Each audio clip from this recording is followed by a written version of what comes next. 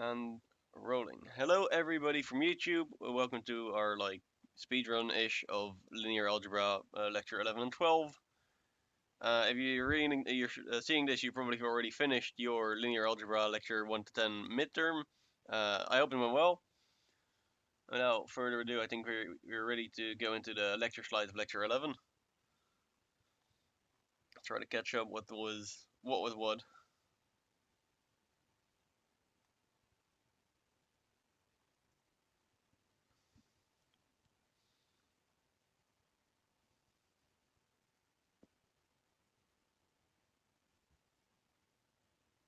Yeah, so you have a matrix, and we multiply that by an eigenvector, and you have like a solution.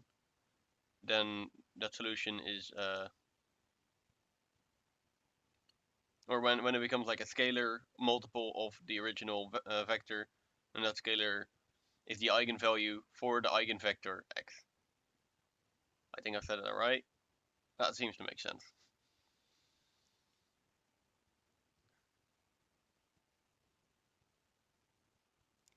Then we have the eigenspace, which is just all the eigenvectors with that eigenvalue and the zero vector.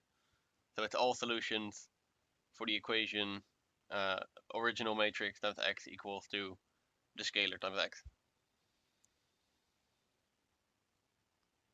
And it makes sense because we have this formula.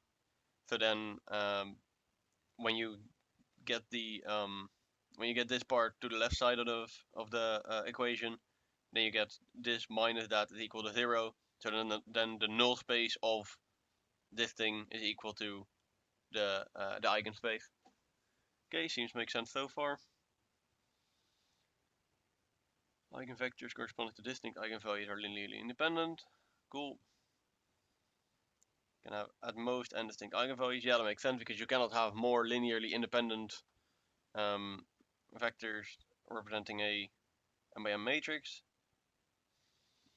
The eigenvalues of a triangular matrix are the entries on its main diagonal. Okay, that's cool.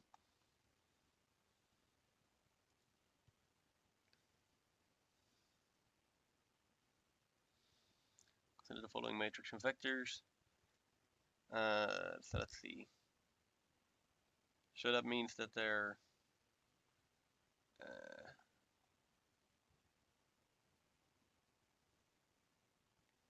so we have a times a vector equals a scalar times that vector, and we can actually check that out. Do I still have my Word document?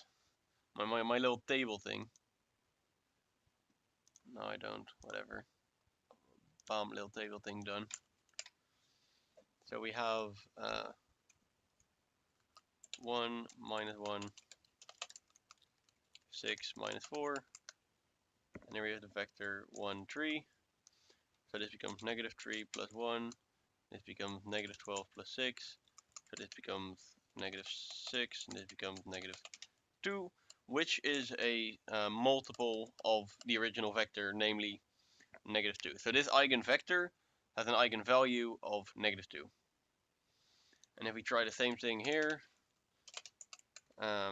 we can see that if we get, and this will give us negative 1 minus 3 is negative 4. Negative 4 minus, what is that, 18 equals to negative 22. And there is no scalar x for which 1, 3 times, or let's call it lambda, because that's what we want, so that's equal to negative 4 comma negative 22. And we can actually check that, because what this actually says is 1 times lambda is equal to negative 4, and 3 times lambda equals to negative 22. Therefore, lambda is equal to negative 4 times divided by 1. And here we can see if we fill that in, so this is just obviously just negative 4. And if we fill it in here, we get 3 times minus 4, which is equal to minus 12, which is not equal to negative 22. So this is not, there is no multiple for which this is true. Therefore, this is not an eigenvector of this matrix. Cool.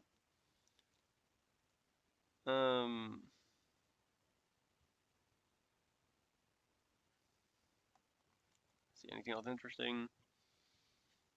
Suppose that D is the linear transformation that rotates the vector on the plate over an angle by 90 degrees clockwise, and A is its standard matrix. How many real eigenvalues do they have?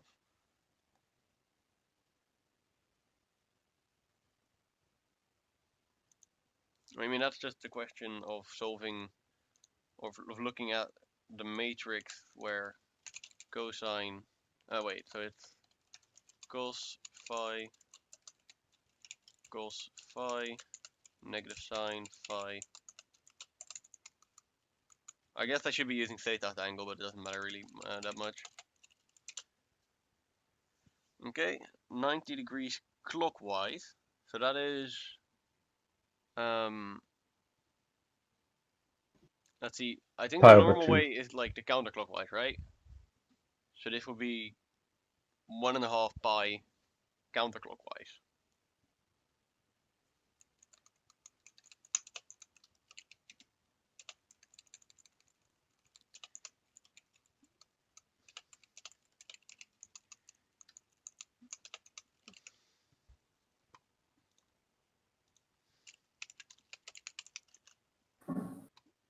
So therefore this becomes, oh, this becomes 1, this becomes -1.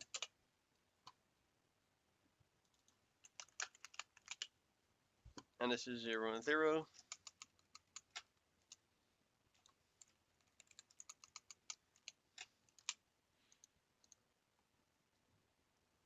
So they're asking how many eigenvalues does this matrix have?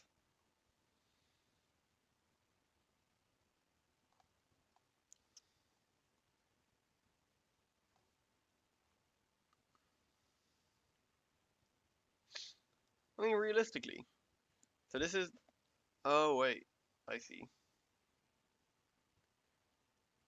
So the eigenvalues, okay, yeah. I was confusing it a bit. I thought this would be like this matrix.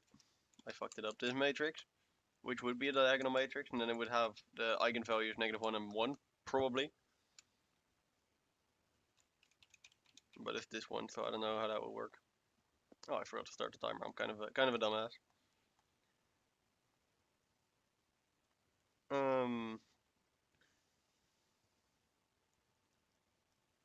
What else do we have?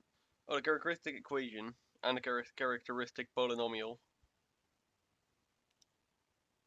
Scalar lambda is an eigenvalue of an m by m matrix if and only if the determinant of A minus lambda I is equal to 0.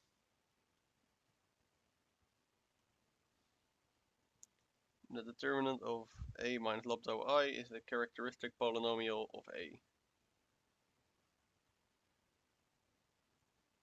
Okay, so let's have a look then.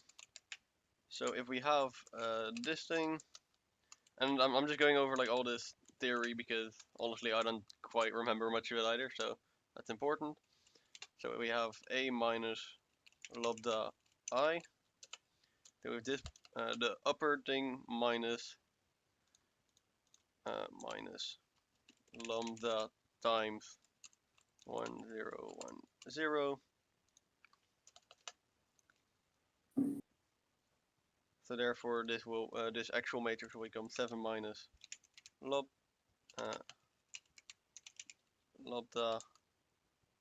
and 3 minus lambda. I'm not even sure if I'm writing that word correctly, but I probably am. So now this will be the actual, like, this will be the matrix that's represented by this. So then we need to get the determinant of that, which would be, let's see, so the determinant will be this one times this one divided by this one times this one, right? Or is it minus? Minus.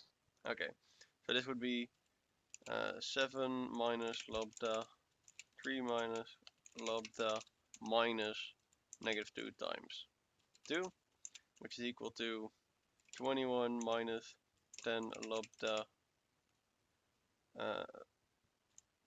plus lambda squared plus 4, which is equal to lambda squared minus 10 lambda plus 25. Okay, so this all seems logical so far. So far, so good.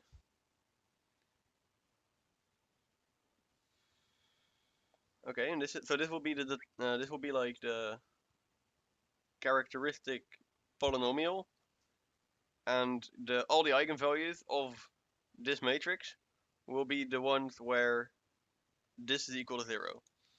So therefore, if we take this thing and we set this equal to 0, this is equal to lambda minus 5 squared.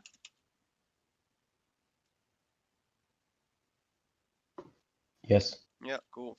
Is equal to 0, lambda minus 5 is equal to 0, so lambda equals 5. So the only eigenvalue for this polynomial is 5.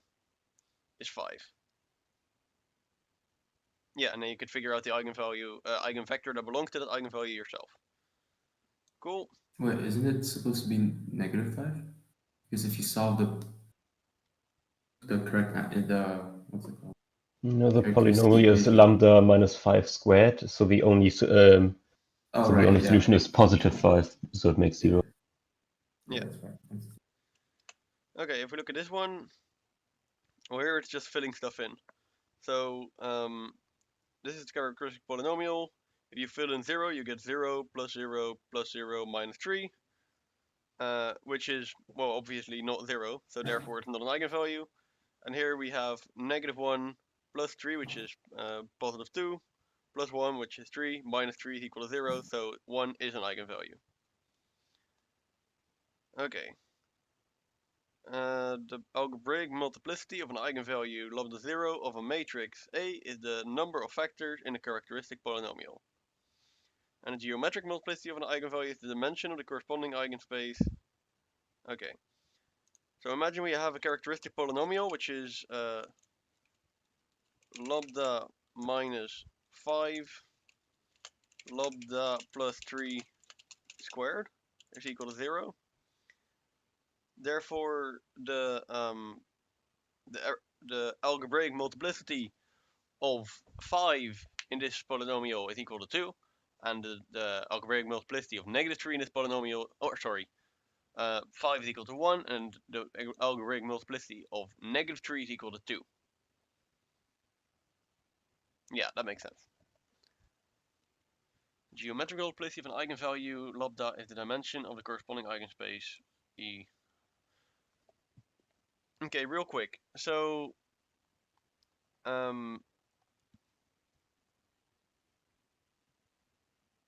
any characteristic polynomial can be written as a product of factors like this, right?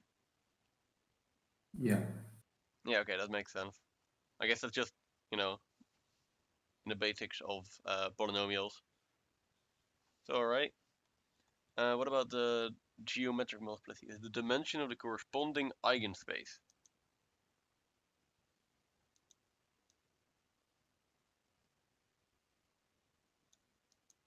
I don't quite get what they mean with that. I think they mean inserting the eigenvalue into the matrix and then solving it, and that's the space created from that. I see, that makes sense. Okay, let's see. Matrix A contains the row or column with only zeros, then 0 is an eigenvalue of A.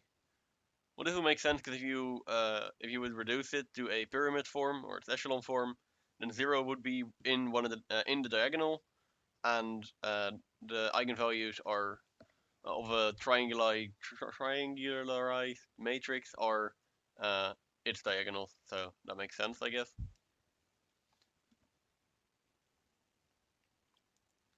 If lambda plus 5 is a factor in the characteristic polynomial of A, then 5 is an eigenvalue of A. Wrong, it's -5 because it's lambda minus the factor. If matrix A can be transformed to B using only row operations, then A and B have the same eigenvalues. No, because the determinant of A does not necessarily have to be equal to the determinant of B.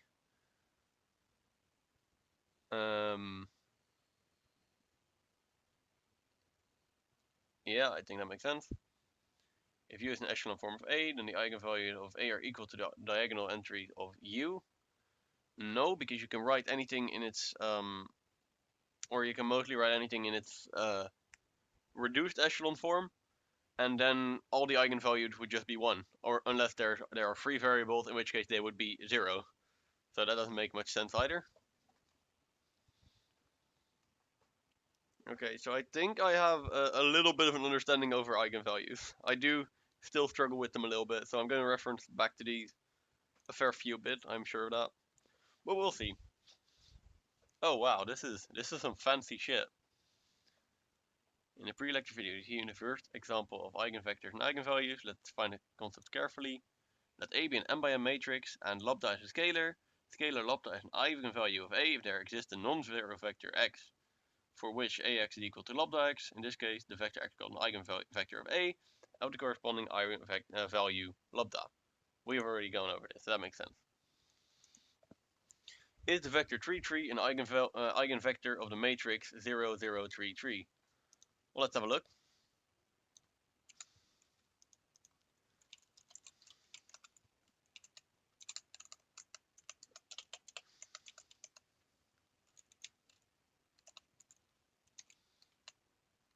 Well, yeah. And if we can see, because this is a multiple of this of the top one, namely 3 times top one, the eigenvalue is 3.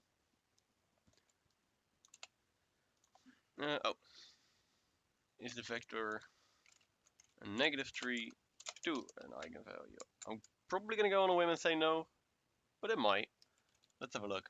So this is going to be 3, or 6, and this is going to be negative 9.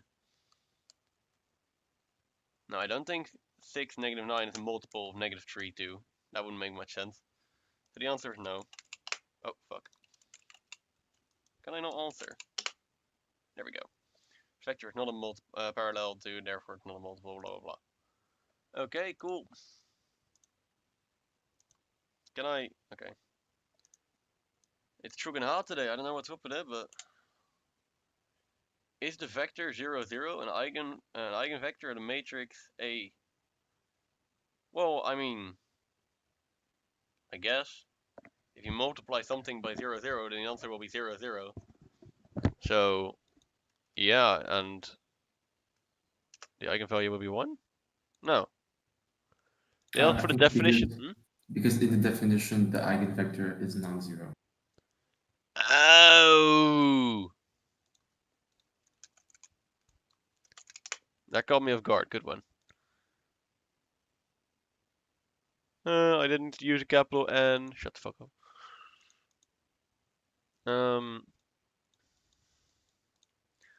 Okay, let's have a look at this one. Negative 2, 2, 0, 0, 1, 1. This becomes 0, 0. Therefore, yes, and the eigenvalue is 0. There we go. Is the... Oh. Okay, let's have a look. 3, 6, 5, 5, 3, 6, 9, 0, 9, 0, 5 multiplied by the vector 5, 5, 5. So then we get 25 plus 30 plus 15. Well, this is 40 plus 30, this is 70. And here we get, well, the same thing. This is going to be 70 again. And here we get 25 plus 45, which is also 70. So yes. And the scalar is 14. A child can do the laundry.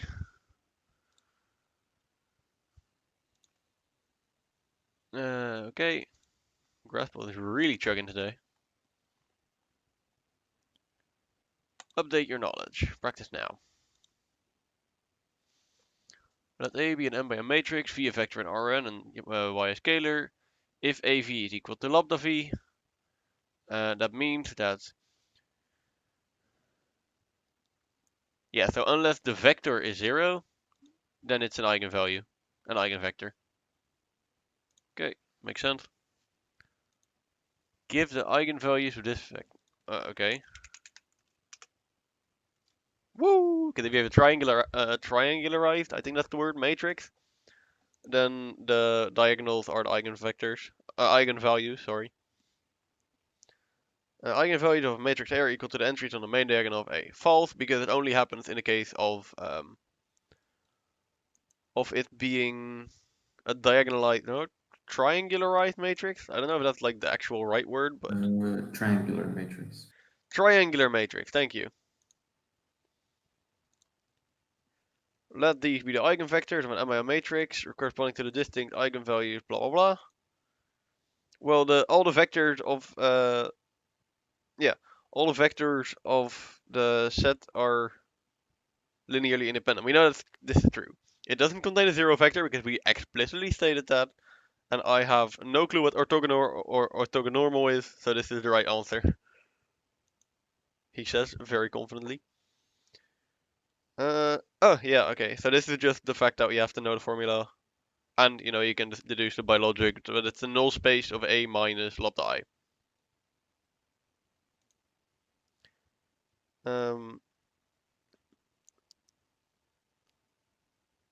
The vector's null is not an eigenvalue.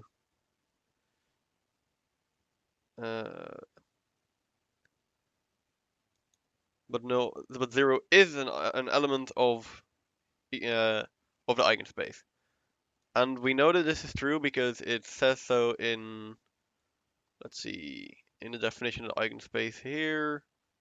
Every subspace has to contain the zero vector anyways. Exactly. Yeah. So the eigenspace is this and the zero vector. So we know for a fact that it is in there. What is the algebraic multiplicity? So watch out, the algebraic, not the geometric, of the eigenvalue 3. Well, it's going to be 2, because the factor is 2 times in here.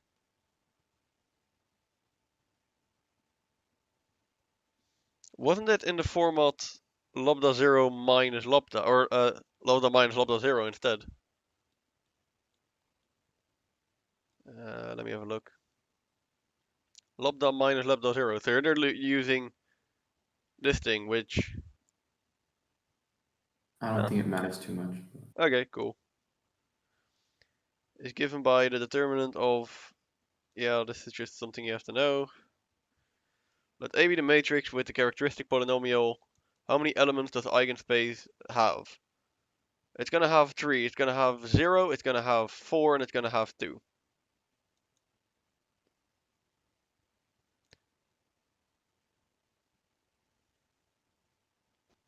I think it's infinitely many because it's a subspace.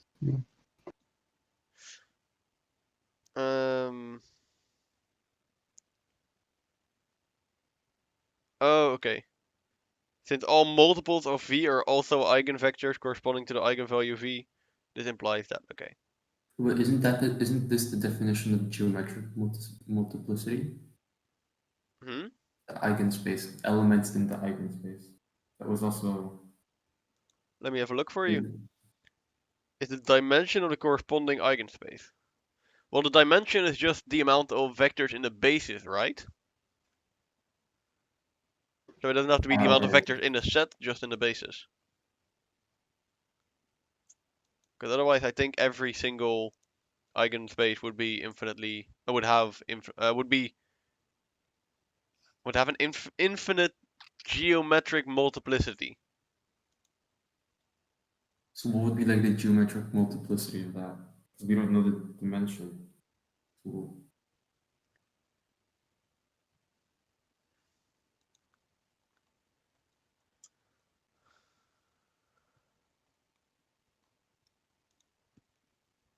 Both lecture exercises new.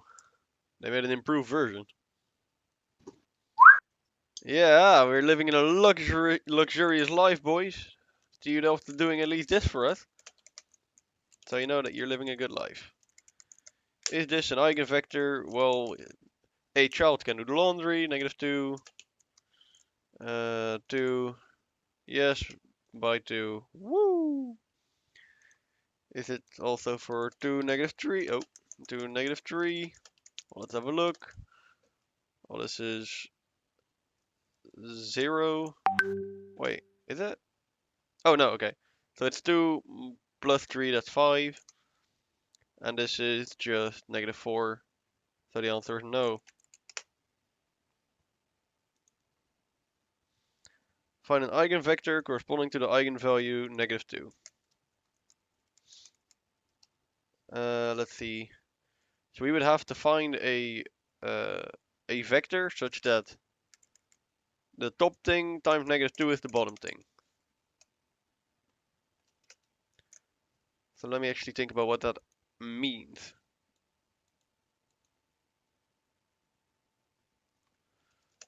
So let me see, if I write down this is A, this is B, then that means that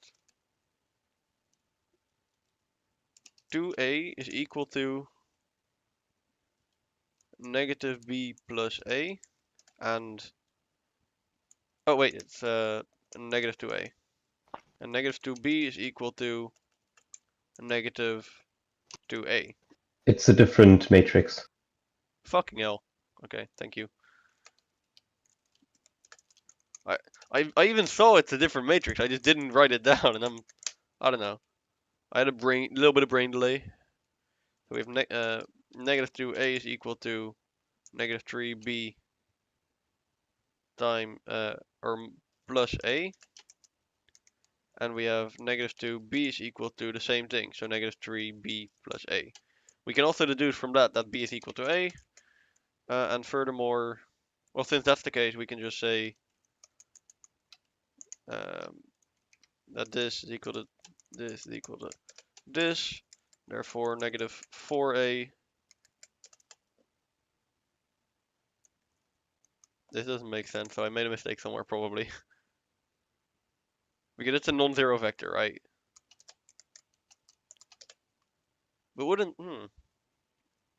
It's -3 plus -3A plus A, so it's -2A. So -2A is -2A.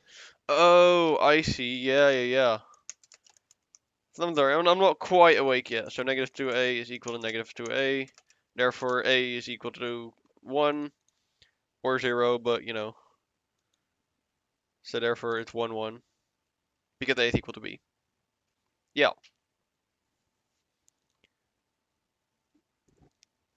Okay, let's try this again for another one. Another one bites to death. Dun dun dun. So we have Bam, 4. bam, bam, bam, Dum dum dum. Okay, guys, bam, bam, bam, bam. let's not go a cappella during our linear algebra session. We can host a karaoke after. Dope.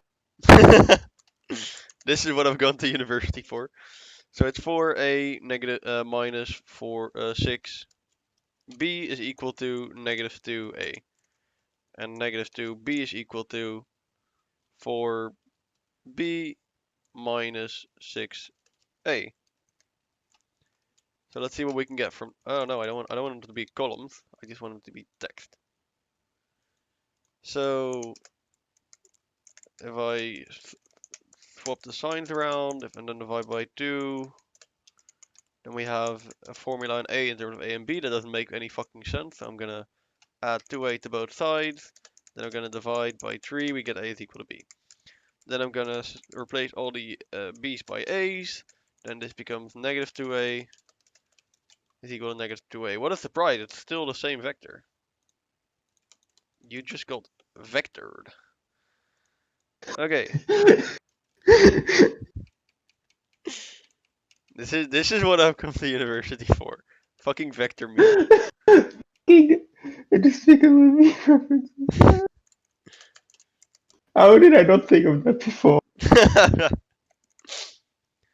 Okay. So also because these two equations are the same, wouldn't you be able to say that without loss of generality that A is equal to B? I'll see if that's true. Well, actually, no, it's not, because if I here do -4A on both sides, I get 6A is equal to -6B. So that means A is -B in this case. So therefore, this becomes -4A. This becomes. Wait. Did what I just say? Okay, so this is what I had before. Then I can subtract 4A. Yeah, they get 6. Okay, for a second I wrote down negative a equals negative b. In that case, a would have been b, but yeah. So then I'm gonna say this becomes plus. So yeah, okay, 10b is equal to 10b. We've seen that one before. So then we have b is equal to 1, a is equal to negative 1. Check my answer. Man, I'm good.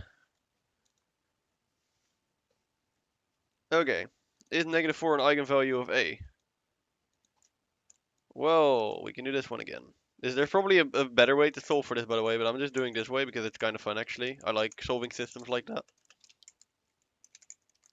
Well, they probably want us to do to make an echelon form out of a minus lambda I. Yeah, let's try that as well then. So we have this this matrix, and we subtract 4, or we subtract negative 4i. So we add 4i, so that makes this become 11, and this become 2. And then we do let's see, this is equal to 0 because we want the null space of that, right? I think that makes sense. Let's have a look. Then let's try to solve this. So that I'll turn this into 3, 3. I'll add them to both sides. Then we get 0, 14. Then I'll make this a 1. This doesn't make any fucking sense because I'm just gonna get 1, 1. Okay, I did something wrong.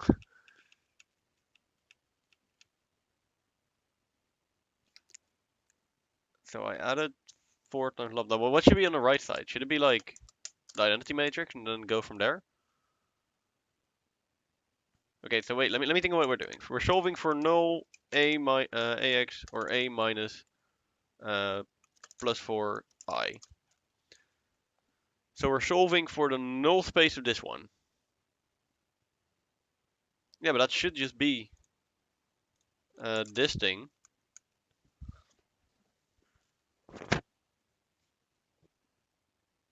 It's -7, not +7. Oh, okay, cool. So -7 plus 4 is equal Who to would -3. win? A mathematician or a minus sign? sign. But even then, this would be like 1, 1, 1, 1, or even 1, 1, 0, 0. It's been too long since I worked with null spaces. It's been like, what, 8 hours?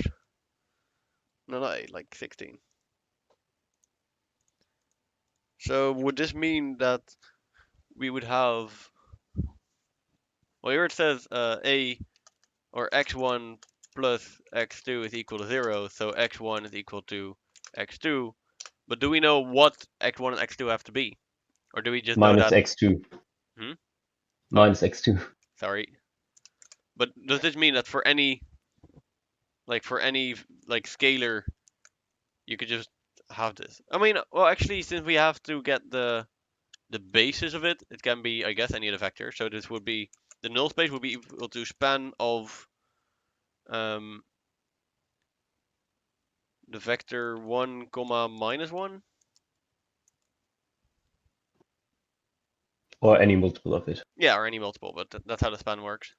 I have no clue if any of what I just did is correct, but let's have a look.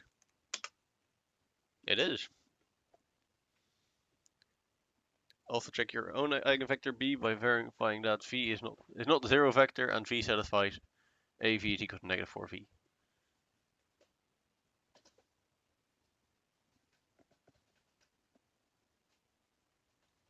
Okay. Is 3 an eigenvalue of a? Well, let's have a look then, shall we? So we have 3, 2, -3, 8, and then we subtract 3 from the diagonal, so we get 5 and 0, and this becomes 0, 0. So then we have 1 here, this becomes 0, this becomes 1. So therefore, we can swap these two around, and that would mean that x1 is equal to 0, but that would mean it. Okay, does that mean that since there are no non-zero vectors for which this holds, so because we know that this actually means that x1 is equal to 0, x2 is equal to 0. Therefore, the answer to this would be the span of 0, 0. of the null vector in this case. But does that mean there are no eigenvalues for this one? No, it just means that 3 isn't an eigenvalue. Oh yeah, okay, yeah, that makes sense. But then I can say no.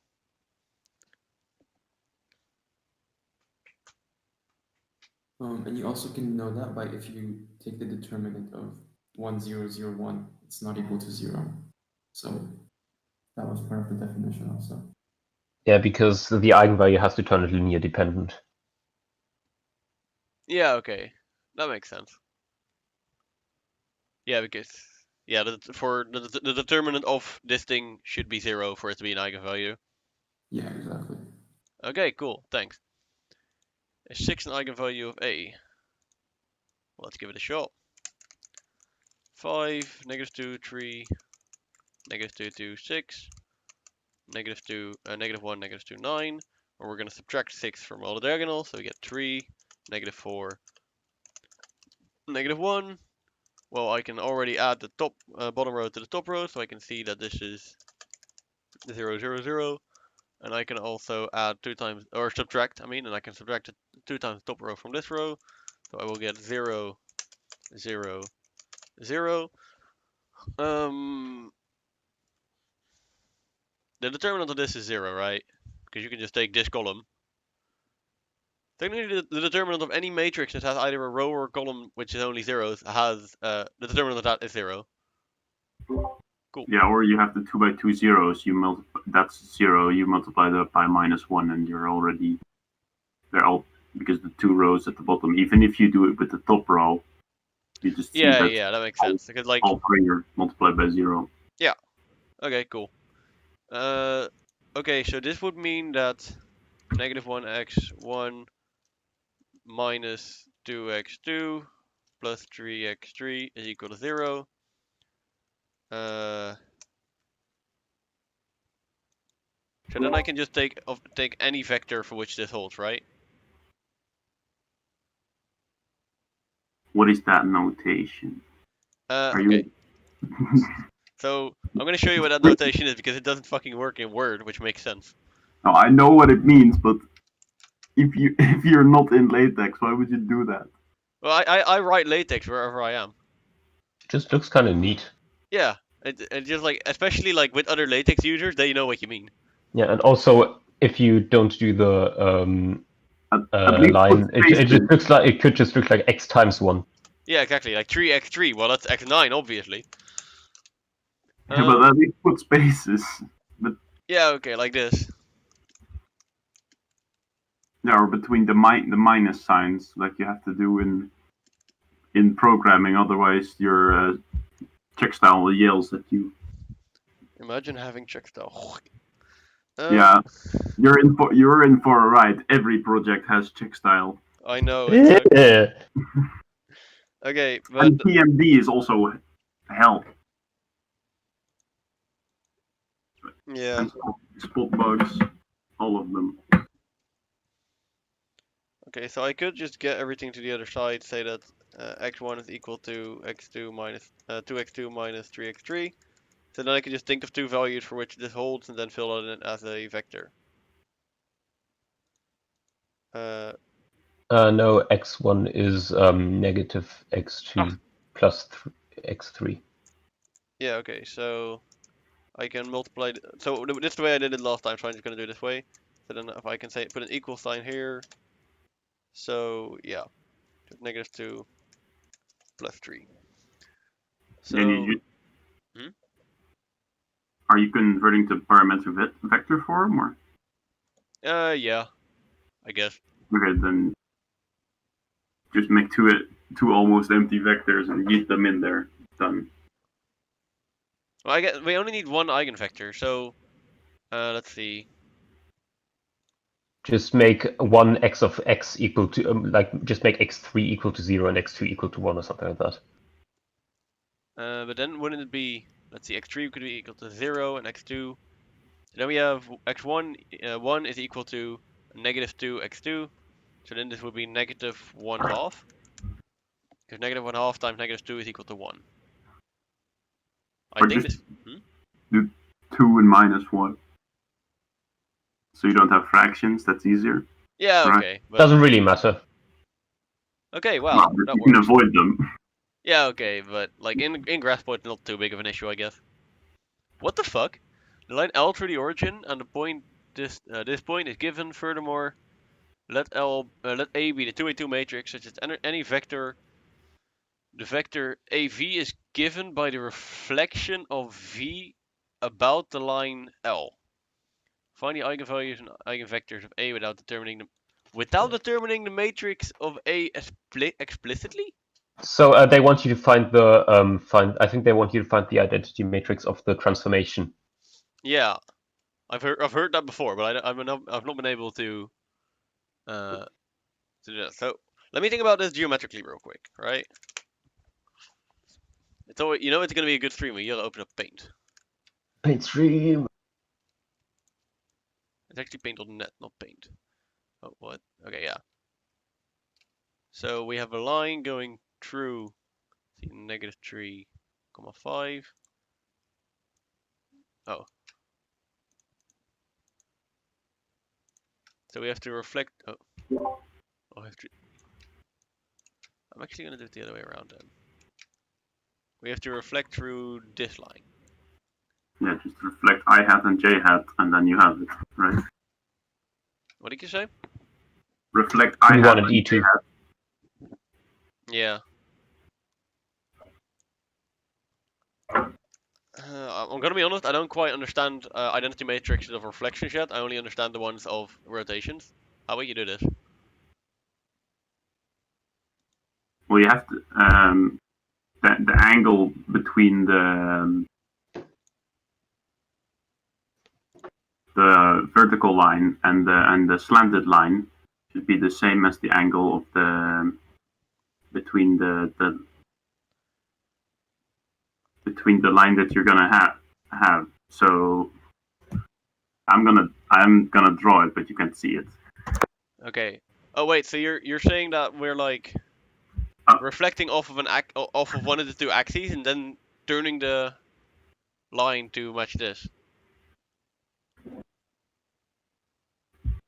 Yeah, I'm gonna draw it. Maybe I can show my camera later. Yeah, sure.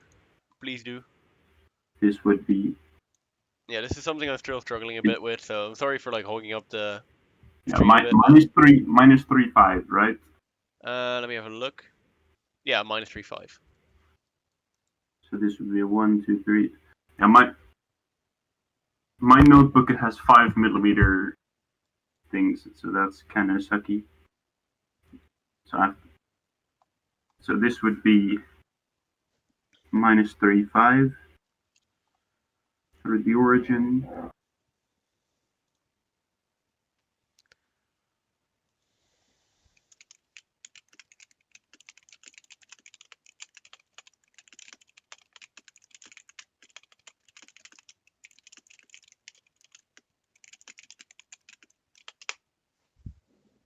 You could also use like trigonometric identities because we know the angle of the transformation is for E2 is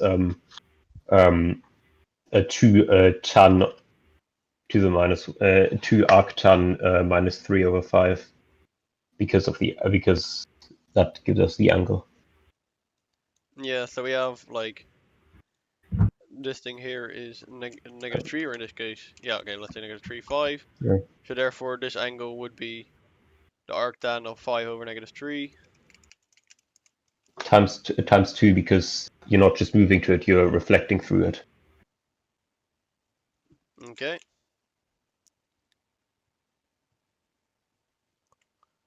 Yeah, if you just make the matrix of rotating to that from rotating J hat onto that line, and rotating I hat onto the You have to do a different one for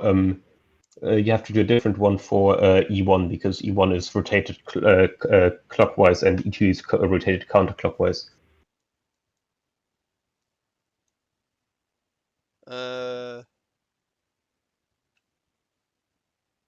You would have. Hmm? With our computer, this is very easy.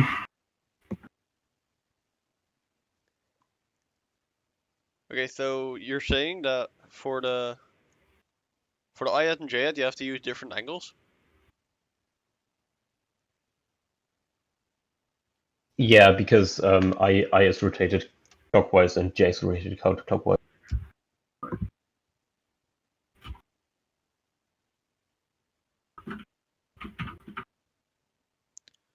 Oh wait, so reflecting over this line is the same as rotating by...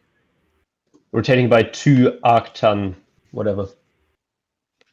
I see, I didn't know that. That explains it a lot more. I'm just kind of following what you guys are saying. Don't forget the 2 arctan. Yeah, it's here times 2. Yeah, so if,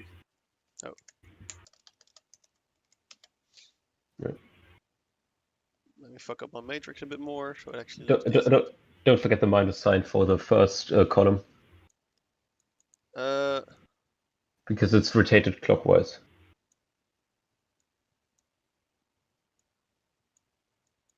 What the fuck are my columns doing? Okay. So you're saying this one is rotated by negative on both sides? Yeah, because it's clockwise, not counterclockwise. Yeah. Okay. wait, why not use decimals for this? That would be very much easier. Okay, so 5... Yeah, because we all know what arctan of arctan of 5 over negative of 3. 1.6 recurring is in our heads. Yeah, obviously. Let me use We my leave it as a giga brain. fraction, so we can use like trigonometric identity formulas to do it. To do it. So let me see, I have this thing. So find the eigenvalues and eigenvectors of A without determining the matrix A explicitly. Too bad. No, this is A. This is the identity matrix A of A.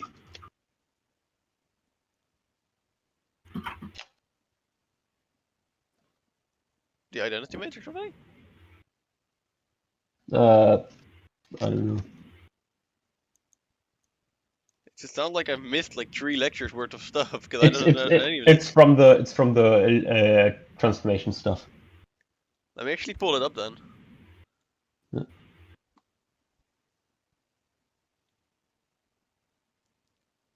I think that was in linear transformations. Again, it doesn't help that my lecturer uses different slides from the one that are online, so.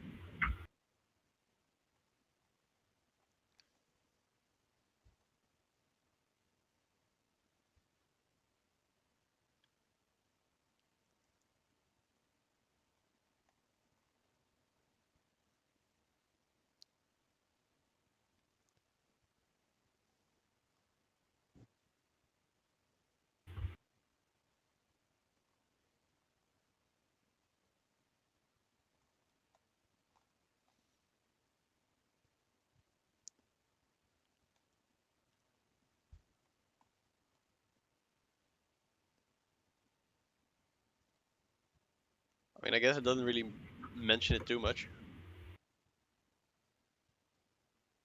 Oh, and this is just the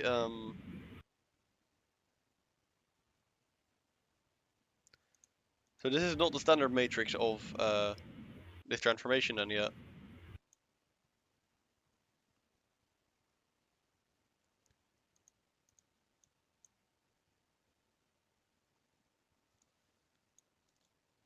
For any vector is given. Okay, yeah, so we have to find A, the eigenvalue and eigenvector of A without determining the matrix A explicitly. So if we had this, for example, we would have to do like the negative lambda thing.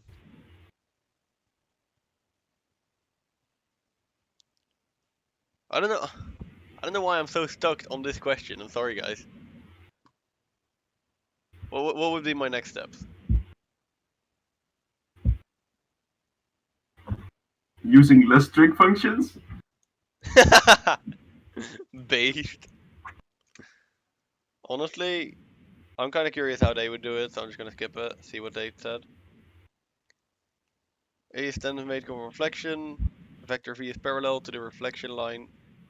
A vector V that is parallel to the reflection line will not change at all. Such a vector line will satisfy A is V, so it is an eigenvector corresponding to the eigenvalue V. Perpendicular to parallel will, yeah, this all makes sense. Wait, you're fucking kidding me. So this was more of a think reasonably logically than a work it out question. Yes. Damn. Okay. What?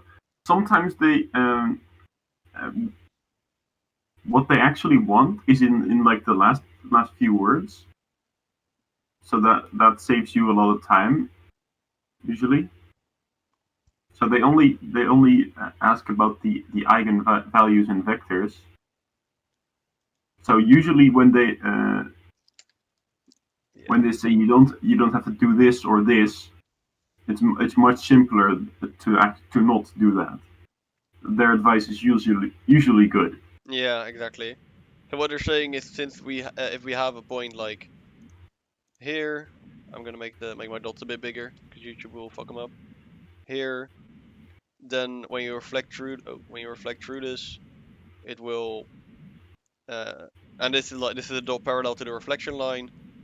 It will return here, which is just negative that vector. Or if you do this on the origin, it would be like straight up linearly negative that vector.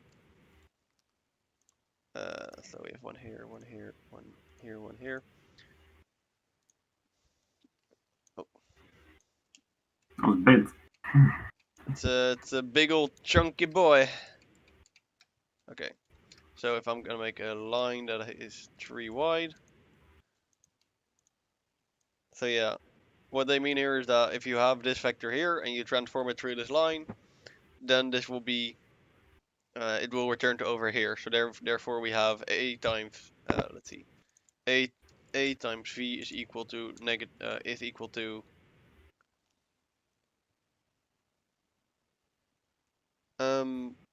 or actually this is the a times. Oh, I made it wrong one. So this is a times w is equal to negative w. Yeah, the thick one is W. Yeah, so this is the w one. And then here, if you have something that's directly on the line, you can say a times v is equal to v, because, you know, the reflection doesn't do anything. Yeah. Yeah, so we know that it's negative 1 and 1. And we also know that there won't be more than that different ones, because in a square matrix, it will just be at most the dimension. Yeah. Okay. Find an eigenvector v1 corresponding to the highest eigenvalue a1. Okay, let's try that. Let me unfuck my matrix. Well, the highest is 1. Yeah, exactly. So So eigenvector v1 corresponding to the highest eigenvalue of that. So we have, that would just be minus 3 over 5, 1, right? yeah, or just let's see. So we have this image. So if we have the one where it's 1, so that's this one, we just have to find a vector on this line. Yeah, 3 over 5, minus 3 over 5. Yeah, so we can have like, let's see, so x is indeed minus 3 and y is indeed 5. Oh. Yeah. With the lowest eigenvalue, well, that's going to be one that is perpendicular to this line. So I guess that would be Just 5-3. 5-3, yeah. Yeah, 5-3. And that makes sense, because if you have like, if you multiply these two vectors by each other, then you will get negative 1. Or at least the like angles. The dot product, yeah. If you just swap the coordinates and change one of the signs, and then you Yeah, exactly that. Okay, cool.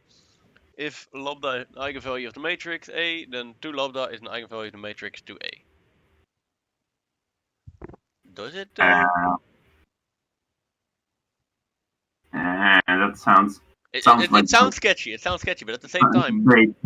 but yeah, it sounds like bait. This is bait. But at the same time, if you look at it, right? So if you have diagonalized the matrix, then you will get the eigenvector. And if you multiply all those rows by 2, then the eigenvalue, sorry. If you multiply all those rows by 2, then the eigenvalue will multiply by 2 as well. So I think it might actually be true. Because if we have like some kind of matrix that diagonalizes down to like 3, 4, 2, 0, then the eigenvalue of that one will be 3 and 4. If we multiply everything by 2, then this would be 4. Oh yeah, This would because be 8. you're not doing like the recursive step that you're doing in determinant. So you would not have. No, exactly. So I think it might be true. Yeah. Yeah.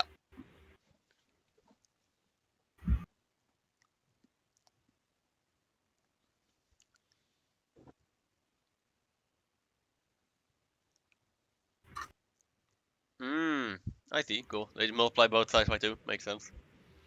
Wait, for this is the pre-lecture exercise for which lecture? 11. 11. Suppose a 5 by matrix whose first columns consist all zeros. Can you conclude that 0 is an eigenvalue of A? I mean, does that mean that, let's see, so we already discussed that if you have a column of only zeros, that means the determinant of the vector is always 0, over the matrix is always 0. Yeah. But does that mean that 0 is an eigenvalue of A?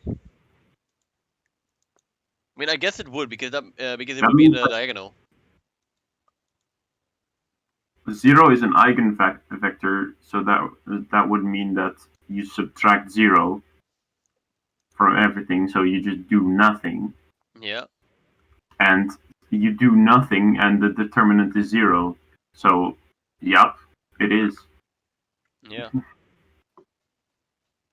Since columns of A for a linearly dependent set, the matrix A is non-invertible, therefore the determinant is 0, therefore 0 is an eigenvalue. Ah. Okay. Oh, wait, fuck. Did I press the wrong button? I probably did. Fuck, I did. I hope it didn't erase my progress.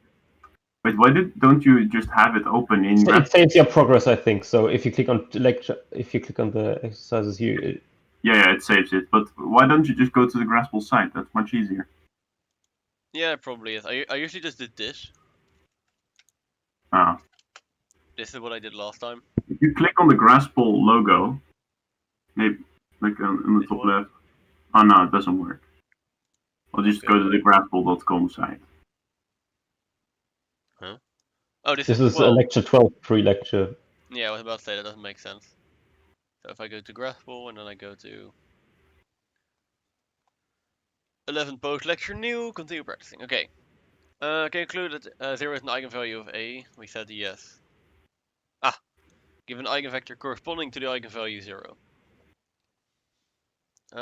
Okay, so let's see. We have a 5 and 5 matrix. 0 is an eigenvalue of that.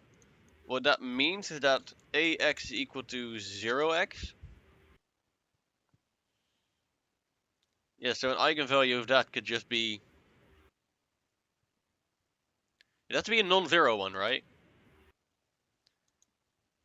Yeah, a non-zero R5 vector. Yeah, but does that mean that? So if you have a vector column with all zeros in your matrix, does that mean that no matter what you do? Huh. Wait, we know the first. No. It could be any matrix, so it could just do 1, 0, 0, 0, 0. Well, I mean, we know the first column consists of only zeros. But yeah, if we. Yeah. So the first one would be if you just put a 1 and then all zeros. Yeah.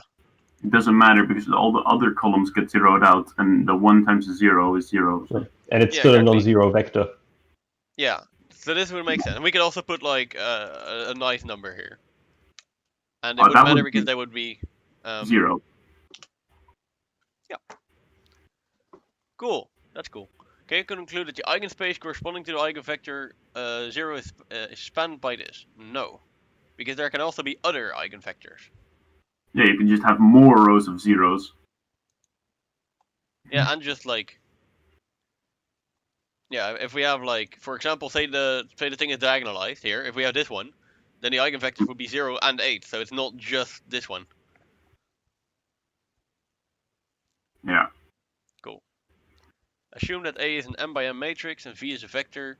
If V is an eigenvector of A, then V is an eigenvector of A transposed. Well, yeah, because if you transpose a matrix, the diagonal stays the The same. diagonal, yeah. Huh. Very sad. Then why Well, is it like false though? Oh, it you're, doesn't. You have to love Grasper. Why is it false? Why is that? Won't tell you. well, if it's true and false. Okay, let's see. Yeah. Assume A is an n-bar matrix, V is a vector, and Rn is V is an eigen. Oh! It's an Oh, eigenvector, not an eigenvalue. Holy shit! Did you not read that? No, I thought it said eigenvalue. Yeah, okay. Okay, yeah, that makes sense. Show But the still, statement wrong. you're doing a Let's use different square diagonal. matrix. Swapping it. Let's do this one. So we have this is our matrix. Or let's actually do this one then. So our matrix is 0, 1, 0, 1, and it's and it's eigenvector v separated by a comma. So we need something so that a is equal to, or this vector is equal to 1 times its own vector. So then we have this is b a is equal to b and b is equal to b. Wow. And it's eigen 1-1. Yeah. Dude, what a high class 400 IQ example.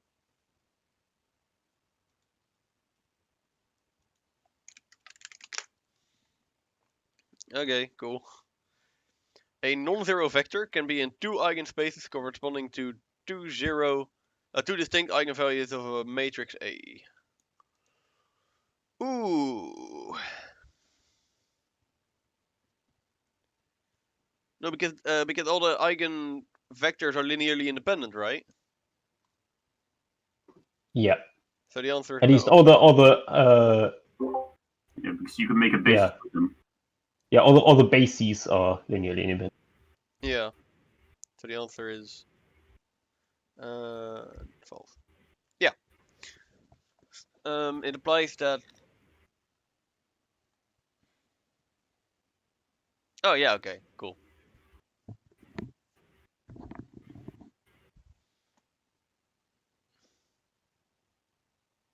Okay, that makes sense. Find the basis B for the eigenspace. Ooh. Okay, let's give it a shot.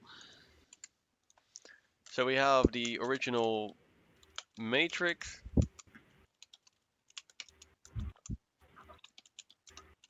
Okay. Then we take the matrix A minus 4 I. A plus 4i, so we add 4 to all the diagonals. Let's see, so we need the null space for this. So let's do some more row reduction. Well, I can already tell that this and this is going to cancel out. So you can add 2 times the top row to the bottom row. And you can add 3 times, or you can subtract 3 times the top row from the bottom row. So then I just have to say, let's see, 1 equals to 1 negative 2. So I can then just say x1 times. So this would be a basis, right? No. Okay. No, you have to do the Oh, wait, yeah. the two vectors. Vector. Yeah, No, yeah. it's a So I'm just gonna write it down so I understand. So we have x1 is equal to x2 minus 2x3. So that means we have. And x2 is equal to x2 and x3 is equal to x2. Yeah. I can write it down if you want. Yeah, you don't have to. So we have x1 is equal to 1, 1, 0, comma, negative 2, 0, 1, right? Yes. Well, and you have to know, I think you have to put back those curly braces around it. Yeah, I can do that. So. Oh fuck. Nah, I don't want to fucking inspect the traffic of Graspel. I don't want to curse my eyes. 13 megabytes of JavaScript. Yeah. Okay. Fine. Holy shit! I just did this. Okay. So we It's have. probably going to be exactly the same. Yeah. I'm gonna already subtract some stuff. So, and then we get 1, 3, -1, 2, 6, 7. So I'm subtracting 8 because it's a minus 8 I. Anyway, so I'm gonna add 2 times the top one to the bottom one, so this becomes 0, this becomes 0, this becomes 3. 1. I'm gonna add 1. That's the, I added 2 times -2. I thought it was 3 times. Right? Ah, yeah, no worries. I'm gonna add the top one to this one, so this becomes 0, this becomes 0, and this becomes negative. So I added it once, then that means that this becomes -3. So wait, this means that. Well, okay, this means that I can turn this to 1, I can turn this to 0. So we know that x3 is equal to 0, and we know that x2 is equal to x2, and we know that x1 is equal to. Let me actually flip these signs around. Wait, And for let this me one, add you these. can also remove the 2, right? Because you can do row echelon, reduced echelon form. Oh yeah, good call. So x1 is -3x2, x3 is equal to 0. So that means if we have a basis for this eigenspace. I sound so fancy, man. Why is it German? X1 is equal to. Because the two things Germans love most is doing math and doing language stuff. Yeah, based. And also doing science stuff for some reason. So let's see, we have this one. That should be the only one Yeah, because because you it's, only only have one free variable. yeah, So and the only null one. space is expressed in terms of the free variables, right? Yeah. Yeah. Null space is the parametric vector form of a non-homogeneous equation. Yeah. Yeah. Okay, check. The homogeneous one. Sorry, other way around. Let's go. Okay. Easy. What are the eigenvalues of A?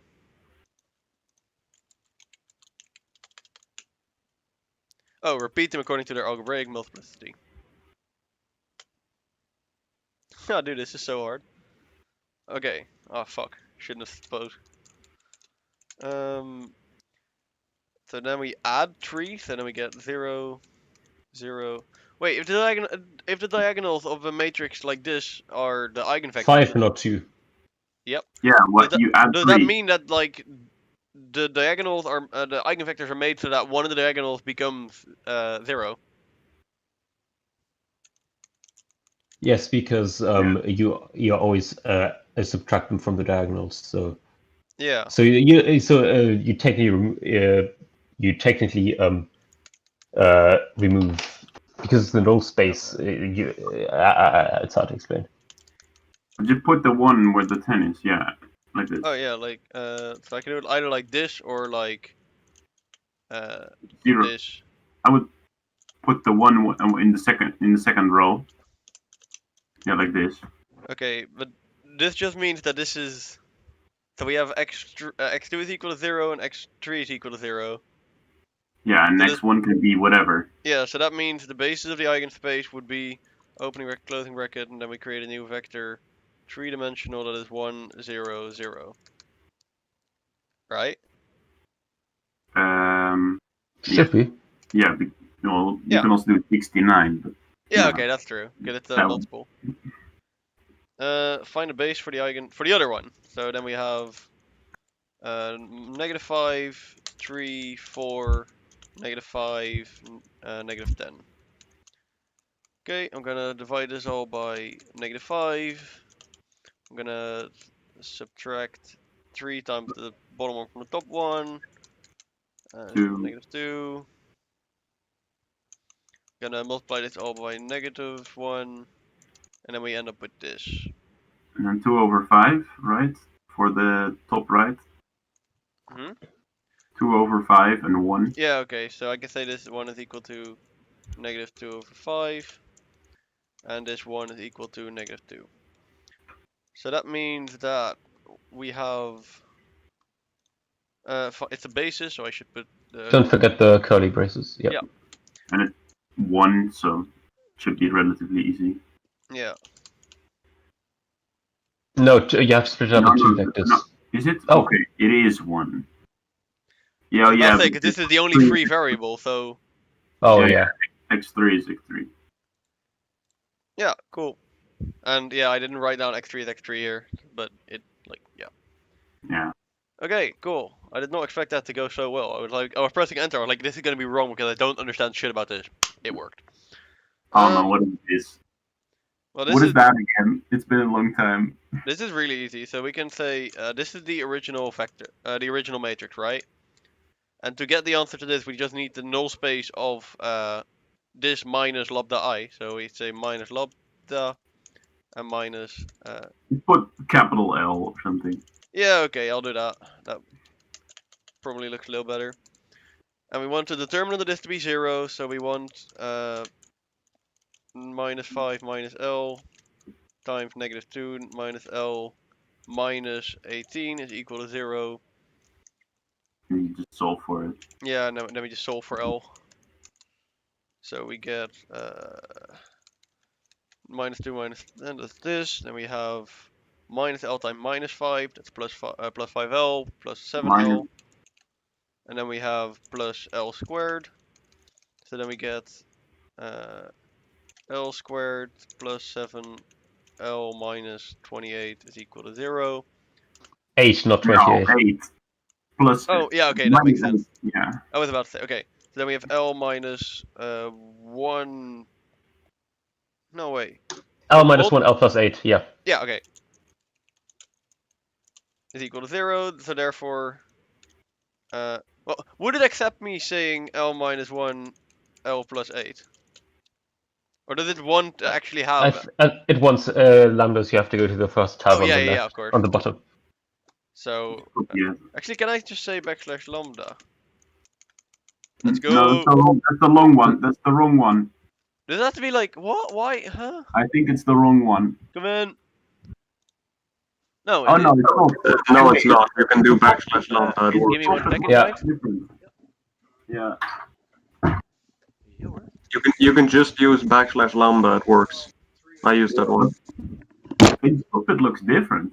That lambda. Yeah, but when you click that lambda button, it puts down the same lambda as backslash lambda. That's.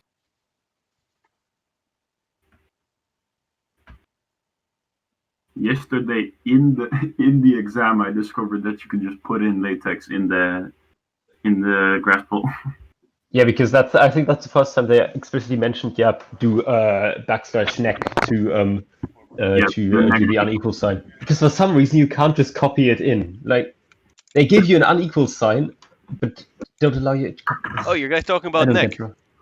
Yeah. Yeah, that shit Yeah, sucks. Because what I we're tried doing after the copying. exam. I tried copying in the unequal sign they give in the question. It doesn't Yeah, it work. doesn't work. Like, why do they give you an unequal sign? Yeah, Like, why give it if it's not working? yeah. Yeah. At this- least on the web lab things, the copy things actually work. Then we have to find the eigenvalue, which is just 1 comma negative 8, right? Yeah. The only reason I'm getting all of these correct is because constantly asking right. Right, and then we all nod our heads. Yes. Yeah. That seems Is that good. wrong? So 3 Oh, we need minus animated L. icons for that, but just not their head, but none of us have nitro probably. So like, Yeah. So. I could make my icon so that it's. And it's gonna be 6 minus L. Then we get 18 minus 9L plus L squared. And this Just becomes. remove the 18s. Yep. Then it's either 0 or it's minus 9. Yeah, exactly. So we have L minus 9 is equal to 0, L No, equals 0, no, it's or 9. Well, 9, yeah. L equals Not 9. Yeah. minus 9. 0, 0, 9. Find the eigenvalues of A. Wow, I've done that one before. 5 minus L, 0, 0, minus 7, minus 3L, minus 3 minus L, minus 6, minus 6, 0, 1. And then I'm gonna add below here. 1 minus L. Oh, yeah, good call. And I'm gonna add below here plus minus plus minus plus minus plus minus So- plus. So nice that they put up the 2 zeros at the top right. Yeah, exactly. Thank you. So we take 5 minus L times the determinant of the bottom thing. So then we have the determinant of these rows.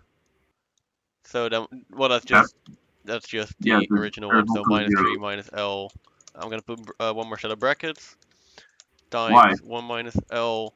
Because So then I it's can just neater. say, oh wait, this becomes 0. Multiplication is 6 times 0 Yeah, minus exactly. 6. Just Then I can get minus 1 out of here, and then this becomes 3 plus L. I can divide this one out because it's not equal to 0. Okay, so these are my values. So the eigenvalues are oh yeah, because I can swap the signs around without any issues, like I just now. Right? Because I can divide a minus sign out. Let me actually check if that's correct, because I've seen stuff like this happen, but I'm not sure if I can do it. So if I have 1 minus L is equal to 0, yeah, this is correct. Yeah.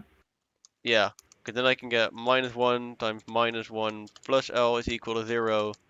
Then I can have minus 1 plus L is equal to 0. L minus 1 is equal to 0. Yeah, okay. And So you can all just your eigenvalues were already on the diagonal because of the way the zeros are laid out. yeah. So I can just say L minus 1, L minus 3, L minus 5. So the answer is 1, 3, 5. No, Why not? -3. minus 3. Look on the diagonal. It's -3 The minus L, original not matrix 3 is minus L. minus 3. Because Huh. of the way the zeros are laid out, It's all the 3 other L numbers don't plus matter. 3, so L has to be -3. Yeah, you did Oh, so a yeah, slight okay, mistake. I fucked up my Yeah, it's L plus 3. yeah, okay. So it's That's one minus question 3. wrong. No, that's gonna be a 2. Why is this taking so long? This is always stressing out when Raspel needs to like a minute for like something this easy. Yeah, it has to Yeah, compare to 3 pick up numbers. all numbers. Oh, if all entities Yeah. in the matrix are positive, then the eigenvalues are positive or 0. False. That seems like something really dumb to say. Counter example. Imagine if you have to give reasoning for that on a test. It's like, that sounds like something really dumb to say. Well, then you have to formally prove it. Well, okay. So for the Or counter example, let's say we want a matrix that's like this. Then we can just add a multiple of the top one to the to this one. So I can just say 3, 2. Well, all things are 0. Yeah. So all things here are like, No, all things are positive. yeah, our things here are positive, and then you can row reduce this to being this, and then you can see the eigenvalues. I'm not sure if that's actually correct, but let's see if it works. Sounds 1, sketchy. 1, 3, 2. Woo! Ta-da! Ta-da! But the eigenvalues are 3 over 2 plus square root of 13 over... Oh. Yeah, but that's what you get when you apply the ABC formula. Yeah. We got a motherfucking... Oh no, that looks easy. Yeah, it does. So, I mean, if we find... So let's see, minus 5, 2, 0, 0. Minus 3, 2, 0, 0. Are the eigenvalues for a matrix equal to the ones of the same matrix which has been row reduced by some way? Or no? What? No. Damn it. So if I like do row reduction actions on it, will the eigenvalues stay the same? But they won't. That would be pretty funny if that was It would the be case. pretty sick. It would make everything a lot easier. But yeah, we have to just figure out when the determinant is 0. That would save a whole lot of computer time. Yeah, it would. Okay, so we can take like this row. Could just yeet the minus 3 in the 2. Hmm. Wait, can you? So what I'm gonna do is I'm gonna say minus 5 No, minus you can't. L You can't yeet it.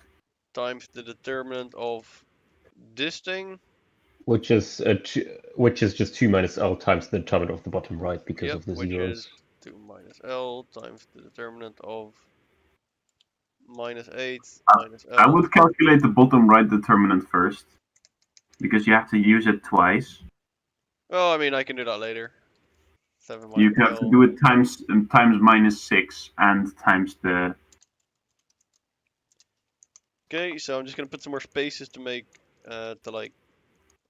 make it a little bit more readable. Yeah, I would extract some numbers and put them in like that bottom right or something, because this Yeah. is not very readable. Yeah, I'm just gonna keep it like this and then work it out later, so I can just have the numbers. So then I add a minus sign because it's plus minus plus minus. So then I have 2, and then I strip away this stuff. Oh, so D. I'm actually gonna mark them. That's not what I wanted to do. Is there like not? That's the wrong one. Is it this one then? Like mark the background? Yeah. So if I get rid of, can I not do that? Holy shit. There we go. So if I get rid of all of these, then this is the matrix we're left with. So minus 2 times the determinant of this thing, which is minus 3 times the determinant of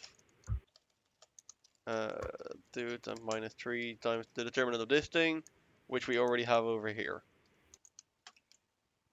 So this is the answer. And then we Yeah, just have to figure out when this is 0. yeah, Easy. that's why you extract it to one value and calculate that first, the bottom right, because you have duplicated it now. Yeah, but that doesn't matter too much. So I can now say, I'm gonna take away this negative sign, turn this to a positive sign. Haha, 6 times 9, dude, that's so funny. I am hilarious. 6 times 9 is 54. This is gonna become, Yeah, so this is, let's see, you don't know that minus 56. 6 times 9 plus 6 plus 9 is 69. That's pretty funny. That's pretty funny. Yeah. So then we have minus 8L, or minus 8 times minus L, so that's plus 8L minus 7L. So that's just equal to plus L. And then we have plus L squared. Plus I'm gonna try to 54. solve this.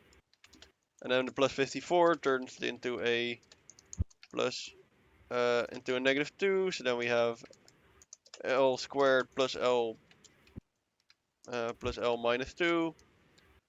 Does that mean it's like L minus, or L plus 2, L minus 1? So I can turn this to this. Actually, it doesn't make much sense to do that yet. No, it doesn't. Okay, I'm gonna keep it like it was, like this. So then I'm gonna turn this into negative 6, and it's gonna become positive 6 times this thing, which is gonna become 6 times this plus 6 times this minus 12. And then I had this one still in my copy paste. So this is L squared plus L minus 2. That is what this whole thing equates to. Oh. Okay. Oh no. Are we gonna get L to the power 4 then here? They better count. It should be because it's a 4x4 For matrix. diagonals, yeah. Yeah. Okay, that makes sense actually. Okay, well it's not fun, but let's work this out then. So first of all, I'm gonna work this one out separately. So then we have 2 times L squared plus 2L minus 4 minus L cubed minus L squared minus plus 2L. Let's see, plus 2L here becomes plus 4L. Oh wait, I forgot the minus sign. So plus 2L minus 2L becomes 0, so this one falls away. You can just do the determinants of the top left and the top right and multiply them. Probably. That works.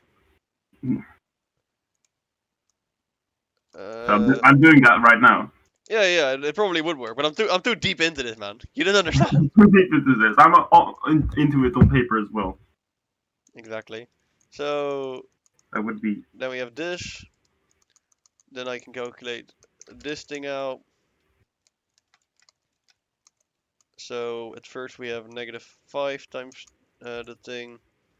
So that is -5L cubed plus 5.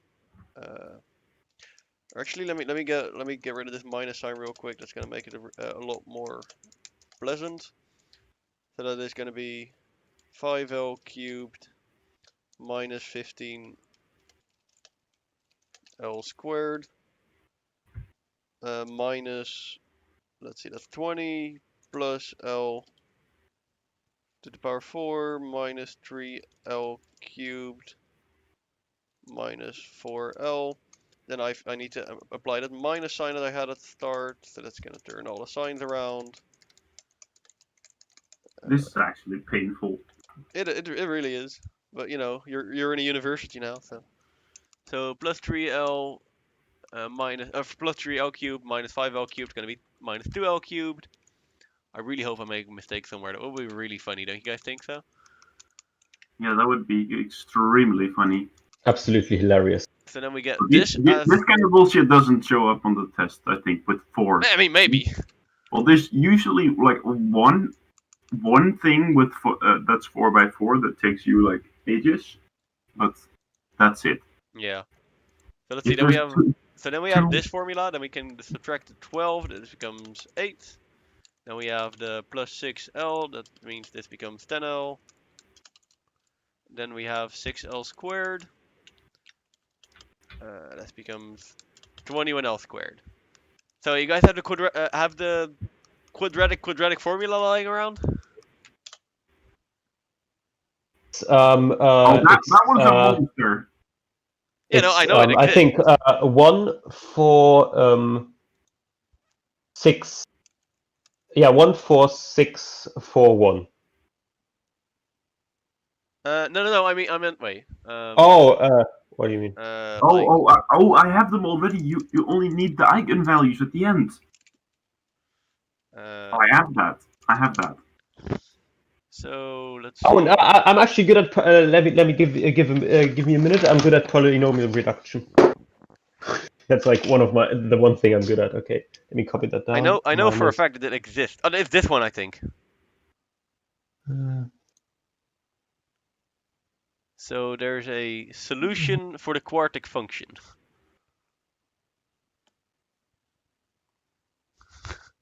There we go. This is the general formula for the roots of a quartic function. You don't need that. I can tell you right now. Because no. This is the answer. I'm 100 now. But I have it because because you multiply the two determinants of the two things, top left and top right. You have -5 minus L, so that would be -5. Then 2 minus L, which would be 2. Then the other side is -5 minus L, so which -5 again, and then you have 4 minus L, which is 4. So -5 2 times, 2 and 4. So wait, you're saying if I get the eigenvalues of this square and eigenvalues of this square, they together are the eigenvalues of this whole thing? Yes. Why? I don't think so. Why would it Because be? I just inserted 2 in it, and if you insert 2, it's -16 plus 42. Oh wait, it's 2 squared. Yeah, it's not 0. So yeah, all the other things zero out because of the way the things work. Yeah. If I actually got this on an exam, I would probably try something similar to see. Okay, I'm gonna try these two, and then I'll see if they work, and then just kind of roll with it. So let's have a look. So what are the if we get -5 minus L times 2 minus L minus or plus 6 is equal to 0. Well, then we get -10 plus 5L minus 2L plus L squared plus 6 is equal to 0. Plus 6 turns this to a -4. So this becomes L squared plus 3L minus 4 is equal to 0. This becomes L plus 4, L minus 1 is equal to 0. So L is equal to 4, or L is or -4, or L is equal to 1. And for the bottom half, we get minus 8 minus L times 7 minus L. I actually did this before in my calculations, but whatever. Minus 40 or plus 54, sorry. And then we get L squared plus L. What was it? Plus or yeah, it's minus 56. So then this becomes minus 2. So then we have L plus 2, L minus 1 equal to 0. So then we get L is equal to negative 2 or L is equal to 1. So therefore we would have negative 4, negative 2, 1, 1. I don't know if it works. We'll see. Why? Why does it work?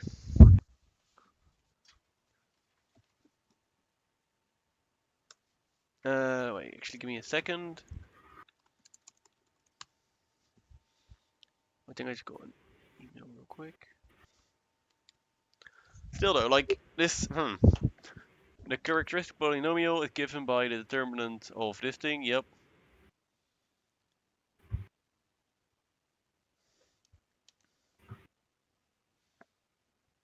Oh, so they actually work out the entire thing?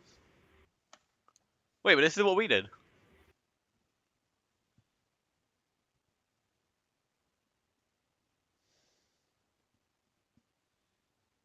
Wait, how come they end up with just multiples? Wait. Oh, because they don't work out this determinant, they use it as a factor.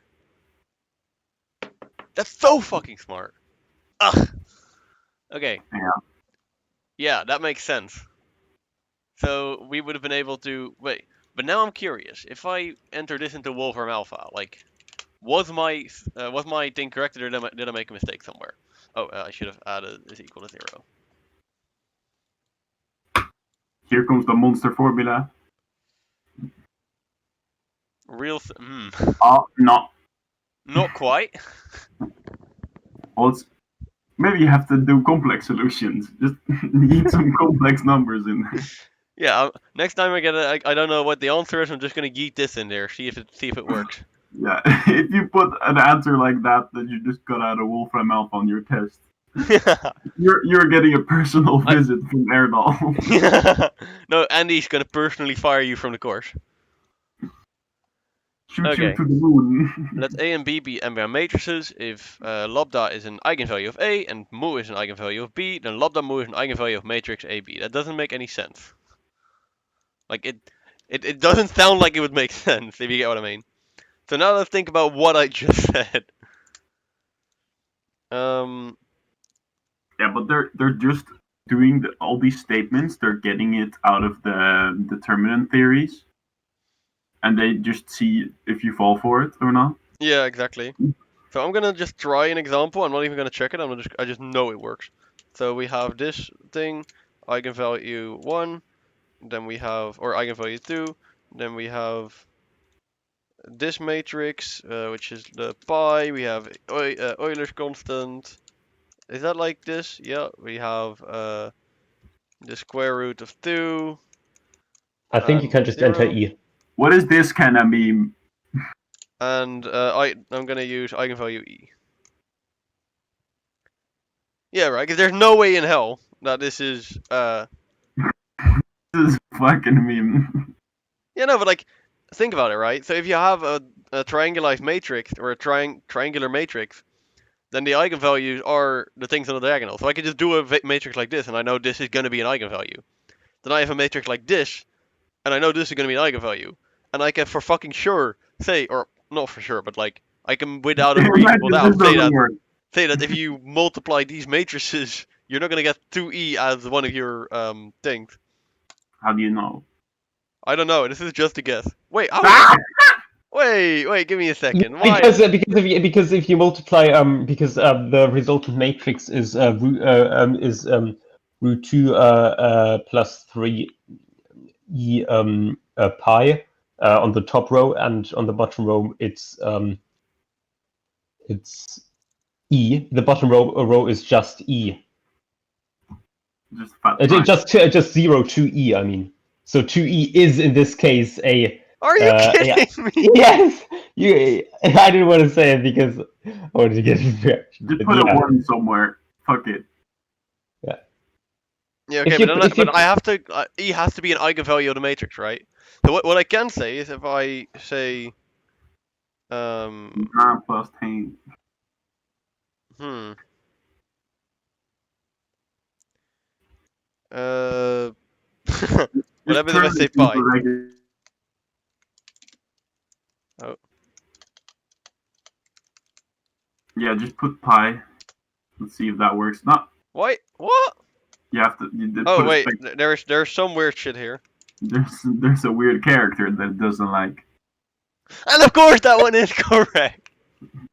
Maybe because they have to be like in a different place. So maybe 1 and e would be correct and 2 and pi would be correct. Yeah, sounds like a solid proof. Publish Yeah. it. Your value. Okay. If lambda is an eigenvalue to matrix A, then lambda is an eigenvalue to matrix A transposed. Didn't we just like talk about this a while ago? I think so. Yeah. Yeah. Because the transpose like reflects in the thing that you're minusing from, so it doesn't affect anything. Yeah. Wow, what a hard, interesting hard exercise. Fuck. Okay. Spoke too soon. Wait, isn't this just? What is this? Yeah, it could be any vector. It's the entirety of R3. 69, 69, 420. No. You have to. They have to be the same though. God damn it! You lied to me. It's not the entirety of R3. No, What? what are you doing? No. What? Okay. Basis first of all. Oh has to wait, be- I see. So it's like, Yes. and Yes. it also You're has. understanding. This Okay, is how you just copy it. Just copy it. Yep. Yes. And now you move over your 69. 420. Yeah, 420.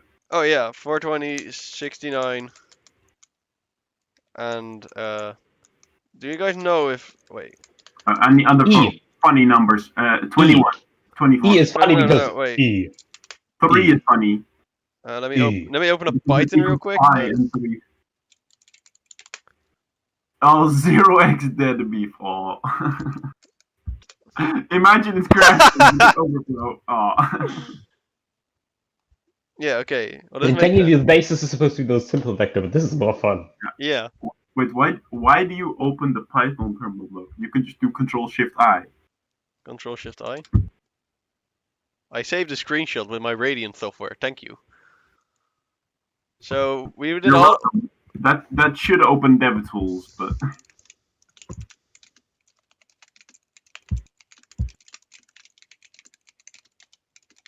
for anyone else that opens DevTools. Yeah.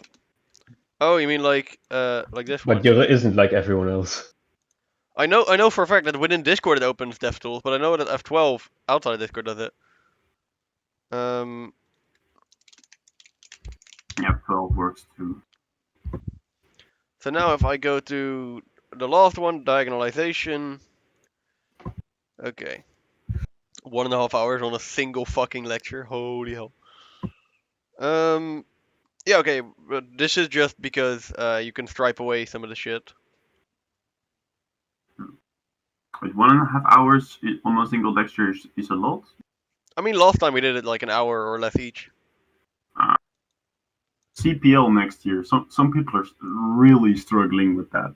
Which one? Concepts of programming languages. It's going pretty well for me. Oh, for a but- year too. Yeah. Yeah. Also, real quick, for the people who don't know, the reason that this is true is because you'll get P D P inverse P D P inverse P D P inverse. Inverse. However, we know that You're just P inverse P, this is just going to be equal to P. P inverse P, this is just going to be equal to P. Or to I, sorry, the identity matrix. So I. therefore this will fall away, this will fall away. And since DDD, that's just equal to D cubed. And therefore, this is the answer. King DDD! and you also don't have to think about it mathematically, you can just think of it like as a change of basis. So you change to a different world, then you do your computation, and then you convert back. Yeah, you could do that. Here, and just regular A is just convert ones to the conversion ones. Hmm. Oh, this is Well, this is just proving that that if you multiply the matrix, that if you multiply this matrix by itself, it becomes power. yeah. Let's actually try that. See if it works. So this is 3 cubed. This is 4 cubed. That was hard. Dude, holy shit. Ugh, my brain, man. Did you have to put a matrix up for that? Yeah, definitely. Okay, let's have a look. So there A is similar to B if there exists an invertible matrix P such that A is equal to PBP inverse. They have the same characteristic polynomial, same eigenvalues, okay. Similar matrices, if V is an eigenvalue of B with the eigenvalue PV, then PV is an eigenvector of A with the same eigenvalue. Oh wow, I didn't know that. So if you have Oh yeah, so you're just converting to it. yeah. So if B has an eigenvalue lambda, then this vector times V is an eigenvalue with the same eigenvector with the same eigenvalue. Well, it's Okay. actually it's logical if you think about all of this with change of basis. If you just keep thinking that. Yeah, they could wait. In It mind. sounds like you're like pulling something from a 3 blue or brown vid or what? Well, yeah, that he explains it more logically than most other online. Yeah, exactly. I might actually watch the entirety of the 3 blue 1 brown like thing so far just to catch up. I would do that like 3 times. Yeah, the thing is, I tried it in the start and then I was afraid that I was gonna be like, it mentioned some things that we didn't have yet, so I kind of want to understand it both ways, if you get what I mean. Yeah, And like, I recommend 3 blue 1 brown for the theory, and then for the computation, Khan Academy, like matrix inversion and all those formulas, because he doesn't explain the formulas, only the theory. yeah.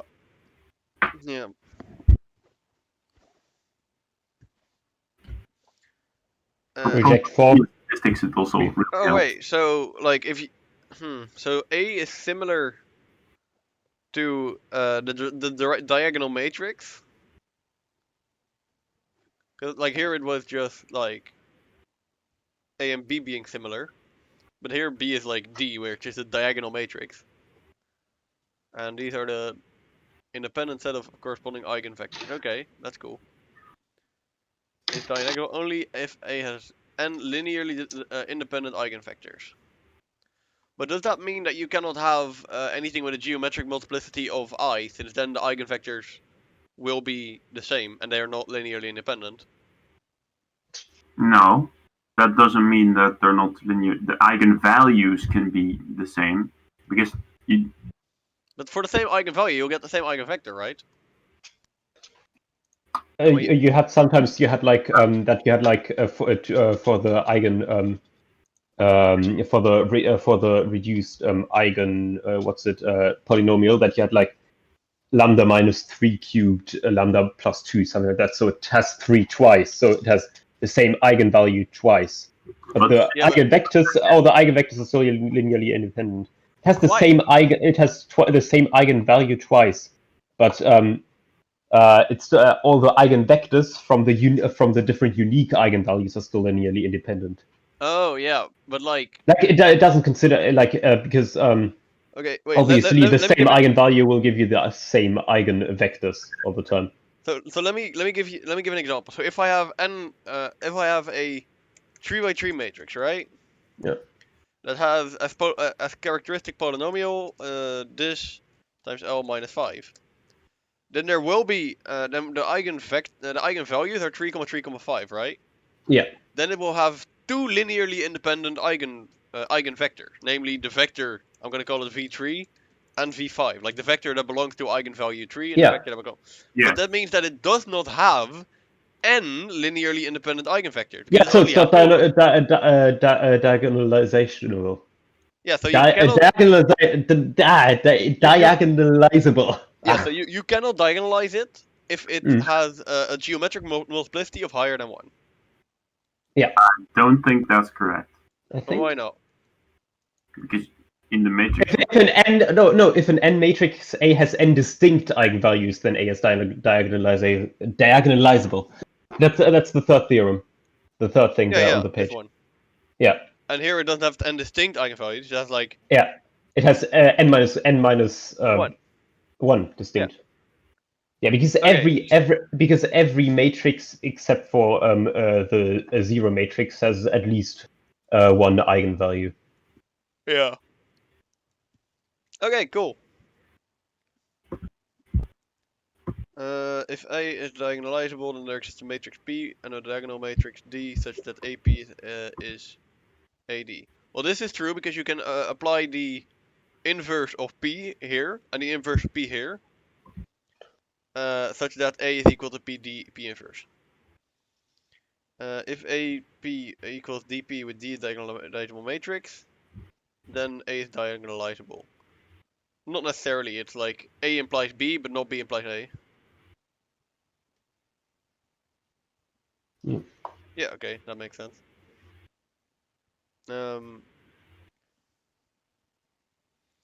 wait, can you scroll up to the APPD thing? This thing? There is a diagonal matrix such that. Oh, yeah. This is like the same theory as the inversion, but they just write it differently. Yeah, like this. Because you can right apply the P inverse of, or right multiply the inverse of P. Because then you'll get A, P, P inverse, which is just equal to A. Yeah, you can multiply both sides by P inverse. Yeah, right multiply. Or on the left side, and it's. Well, I mean, then you get P inverse A, P. Yeah, which is exactly the same. And then you'll get P inverse. So then you'll get D is equal to P inverse AP. But yeah, I because don't. it's just the change of basis thing differently. The other way around. Yeah, but like it's not as characteristic as the A equals P. Yeah, so I wouldn't. If I saw this, I wouldn't immediately think diagonalization. I would think of the A is equal to PD P inverse. Yeah, this is more in my head. Okay, the characteristic equation of this is equal to this. Well, this means that it has 3 distinct eigenvalues, and it has as many distinct eigenvalues as n here. So it is diagonalizable. So yes. Following statement true or false: if A is diagonalizable, then n is a positive integer, then a to the power n is also diagonalizable. Well, yeah, because we already covered that a to the power n is equal to p d to the power n p, which is, and we know that d to the power n is actually the diagonal values to the power n, which are still, still eigenvalues. Okay, second diagonalization theorem. Let a be the let lambda 0 be an eigenvalue of matrix A, then the algebraic multiplicity. Well, this is just what we already knew. So the algebraic multiplicity of the eigenvalue is the number of factors in the characteristic polynomial of that eigenvalue. We know that. Geometric multiplicity is equal to the dimension of E of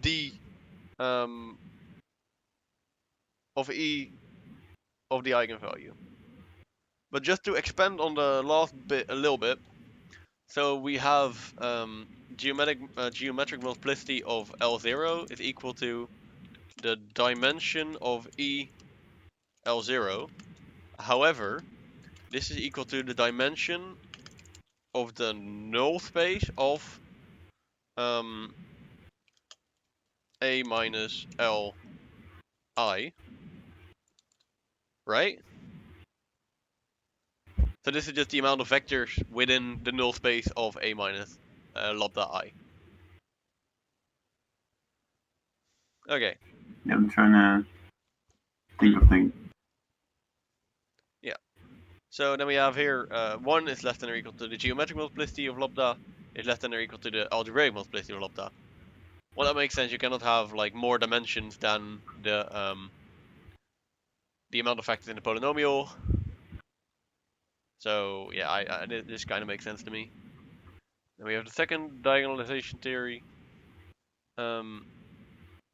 If A is then okay, yeah, let A be an m by m matrix with these eigenvalues.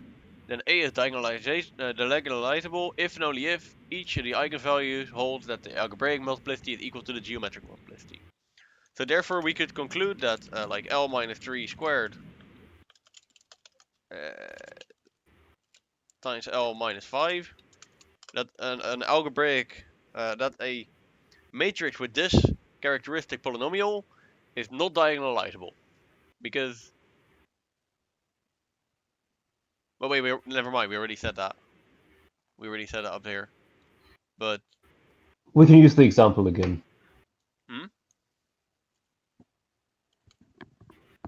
yeah, Why okay. make up a new one? Just reuse Yeah, the same exactly. example.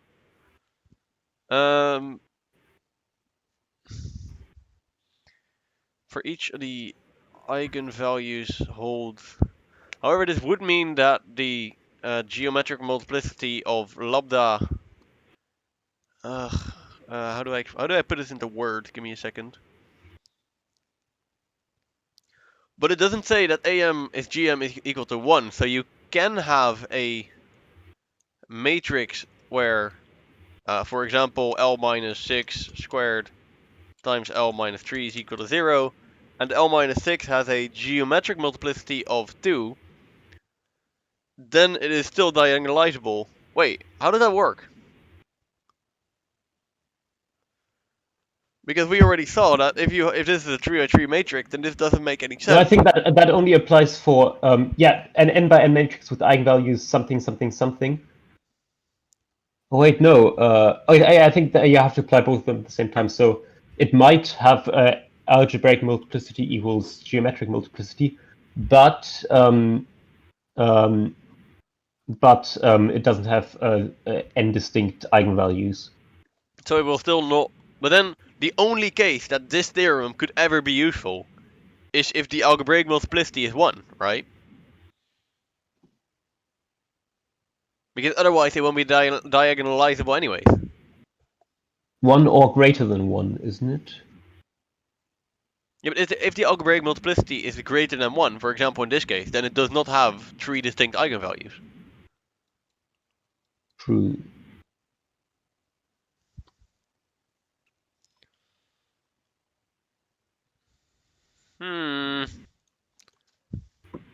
I'm gonna ask the question in the group chat and like in the Discord, see if anyone has an answer.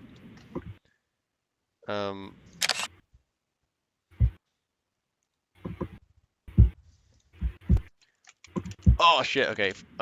For my recording, I've been on streamer mode all the time, so my recording will not be able to hear you guys. Unfortunately, I don't think. That's sad. I'm gonna ask the What a question real shame. quick. Well, what a shame. They can't hear your beautiful voice. Ah, Aww. are you a professional YouTuber now? I do have like almost 100 subscribers. 100. 100. All of them were CSE students. L minus with what is it called again? The polynomial. What's it called again? Characteristic polynomial. Yeah.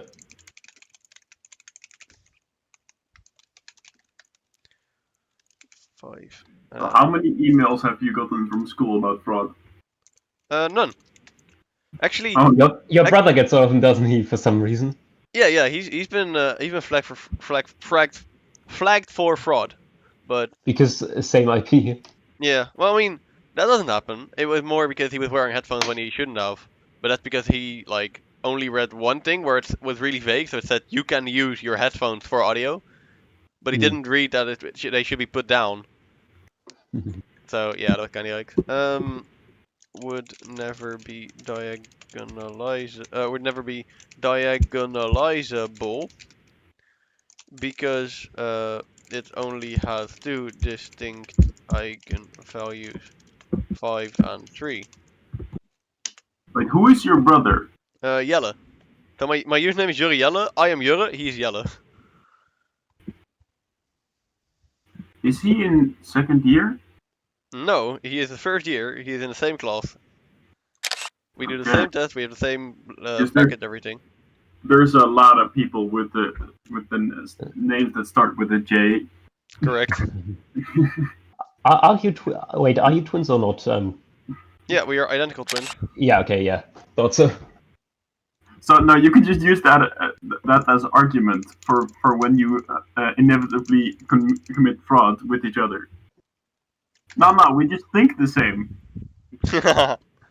We think the same. Telepathic twin link. Okay, a smart person is responding to my thing. So, yeah? I said. Yeah, Tim's like the smartest person Yeah, no, in the algebra I know. Yeah, exactly. Tim is like That Tim one, has that a one time, gigabyte. that one time Tim made a mistake in the lecture, and the entire and everyone's reality shattered. Yeah. So I sent this thing, and I said, hey, this would mean that in a 3x3 matrix with characteristic polynomial 5 minus L squared 3 minus L, this would never be diagonalizable because it only has two distinct eigenvalues, namely 5 and 3. And he said that's actually not true, so I am curious as to what he has to say. If the geometric multiplicity of the eigenvalue 5 is the same as the algebraic multiplicity, so both 2, you can still find two eigenvectors corresponding to that eigenvalue. So there can be two different eigenvectors for a single eigenvalue? That makes sense, because that was one of our assumptions. Because there's an infinite amount of eigenvectors for each eigenvalue. Yeah, I see. So that was one of my assumptions, which is now wrong. So therefore we have proved this is true by proof of contradiction. Okay. Cool. That's actually pretty good use of proof by contradiction.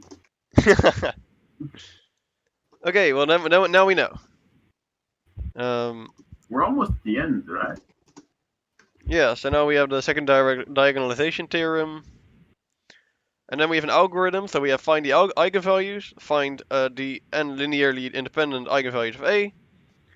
And yeah, we knew that this is then this cannot be diagonalized. Construct P from the eigenvalues, and we know that all the way up here it says that more down, P is equal to the eigenvectors. Yeah, you could just eat them in there in the order that the values appear. Yeah, exactly. So. And let's see, where's the thing that I look? Yeah, here. And then construct D from the corresponding eigenvalues. And D would be like, for example, if we have eigenvalue like here, like this one, this would be 6, 6, 3, 0, 0, 0, 0, 0, 0, 0, 0, 0. And then our eigenvector would be V6, 1, V6, 6, 2, and V3. If you get what I mean. It's actually pretty wonderful that this works. Yeah, it is. It really is. That you have to, because a diagonal matrix is just multiply this row by this constant, this row or this column by this constant. Yeah, exactly. Okay, let's try pre-lecture. Two n by n matrices A and B are called similar if there's an invertible n by n matrix P such that P is equal to PBP inverse. Yeah. Let A be this thing, B be this thing. Is the matrix P equals this a similarity transformation between A and B? Well, first of all, then we would have to calculate the inverse of P, right? So let's see the inverse of P, then we can get -1, 1, -2, 1, 1, 0, 0, 1, and then work this out to the identity matrix. So I'm gonna subtract the top one from the bottom one from the top one. So this is gonna become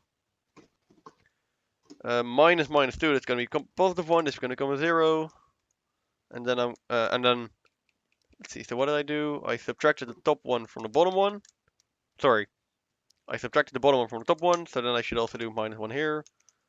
This becomes 0, and this becomes +1. And then I'm going to subtract 2 times the top one from the bottom one. 2 times the one from the bottom one. 2 times the bottom one from the bottom one. So the inverse here is this vector, right? So we have 1, -1, -2, 3. And this is P inverse. Yeah, So but therefore, you have to check that P is contains all the eigenvectors, right? hmm? You have to check that the eigenvectors are in P. Well, that would be the case if B was a diagonalization, but we're not talking about diagonalization yet.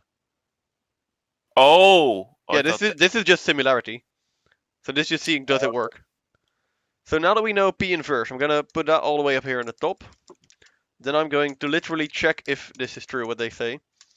So I'm going to see if, so we have the vector P, or the matrix P, sorry. We have the matrix B. And I'm gonna check this. So this is 2, -2, so that's 0. This is 2, -1, this is 1. This is 2, -4, that's -2. And this is 2, -2, this is 0. So this is a P times B. So then I'm going to multiply this by P again.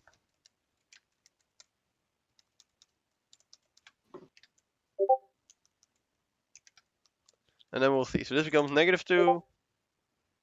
This becomes 3. This becomes -2. Oh wait, is that correct? Yeah. And this becomes -1. Or this becomes +2. However, this is not the same as A. So I did P, B, P inverse, and I did not get A, therefore this is not a similarity transform.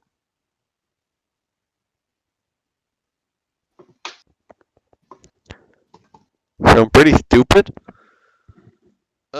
So it does hold, then where did I make a mistake?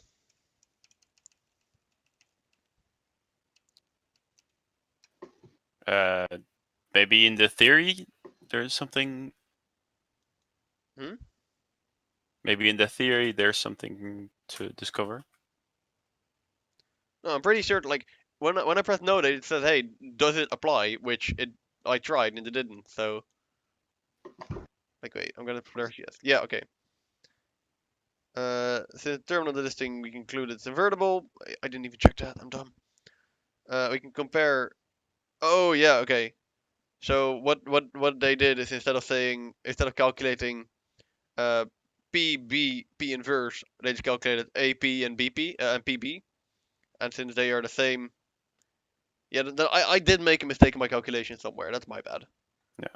And now we know that A and B are similar because that's literally what this says. Okay, let's try it their way now. So first of all, we can check if P is invertible, so that is 1 -2, that's -1, which is not 0, so it's invertible. Give me a sec.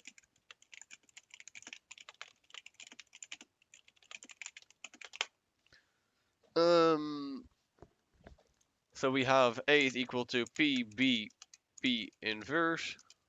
Therefore, AP is equal to PB. So let's try that. We have A, which is -4, 3, -2, 4. And P is equal to 1, 1, 1, 2. This is 3 minus 4, that's -1. This is 3 minus 8, that's -5. This is 4 minus 2, that's 2. This is 4 minus 4, that's 0. So this is our answer for AP. Let's do the same thing for PB. So we have P, which is 1, 1, 1, 2. And we have B, which is 1, -1, -2, -1. This becomes -2 plus 1, which is -1. This becomes -4 minus 1, which is -5. This becomes -1 plus 1, which is that true? Yeah, which is 0. and this becomes -2 minus 1, which is -3. So it is not. These are not equal. Yeah. So I A and B just are... I just yeeted them into NumPy in a notebook. That's fair. And this is Yeah. actually interesting. So we know like because I thought that this thing would actually be the same as saying A and B are similar, but it turns out that only this is true.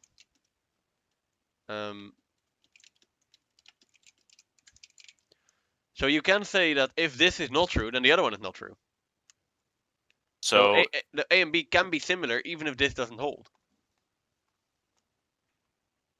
yeah, so this would be that's the formula for diagonalizability, right? The one on the left. So if it's because that's the definition in the lecture slides.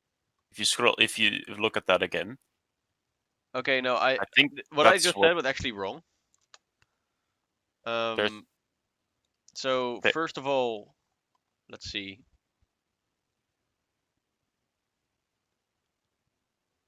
I mean, they do indeed say that so like if exists P such that A equals to P, B, P inverse, then A is similar to B. This is not the right form. Is similar to B. However, the squiggly line is good. Yeah. Whatever. So, however, they just gave us some fuck all P and it was just the wrong one. So there could be a Q which would hold. Yeah, so we can't just take one P and check it. Okay, cool. Another one? Okay, cool. So we have 2 minus 0, that's 2, so that's invertible. So we can check, let's see, I'm gonna do this again in my, because I'm very bad with this, AP, P inverse. So do P on both sides, AP is equal to PB. Right, multiply P. So 8, 12 to 0. I like the first one better. 0 to 1, -1. 12, -12 plus 4. This is 0, and this is 2. So this is our AP. So then I can take the P, put it over here, and take the B, which is 6662. Ha, the number of the beast, holy shit. 12. That's pretty funny. Yeah, it is. Okay, then we get 0 here, and then we get -2 plus 6. -2 plus 6 is 4, so this is not similar. Then I fucked up my original calculations. Yeah, so this should have been a 4, so I fucked up my original calculation. Again, this is a knowledge stream, not a be good at math stream, because I'm not. So it is, yeah, then we know that A and B are similar.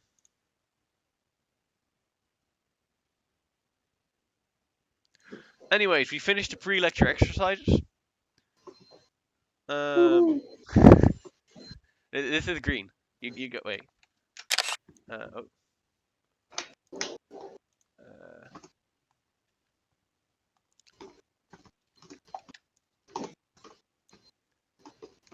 What the hell? What's wrong with Graspel? There we go. Okay, I'm gonna keep that open. Copy, paste, scroll up. Where's the color wheel?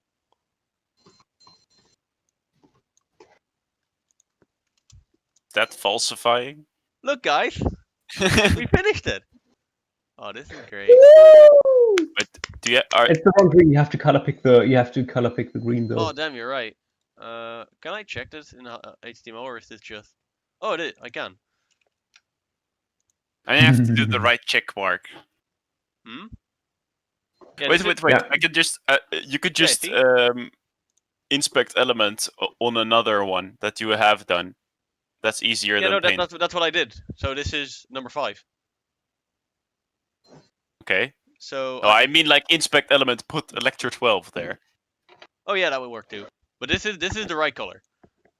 But Yeah. yeah, I can't just probably go Looks a over bit washed here. out. So this soup data looks a bit washed out. Hey, look, lecture 12, free lecture exercise. We did them. Woohoo! Woo! This is what 2 hours of math does to you. Yeah. Lecture 12, update your knowledge. Woo! Okay. Yo, I have the update your knowledge. That's There the only is one a- I have.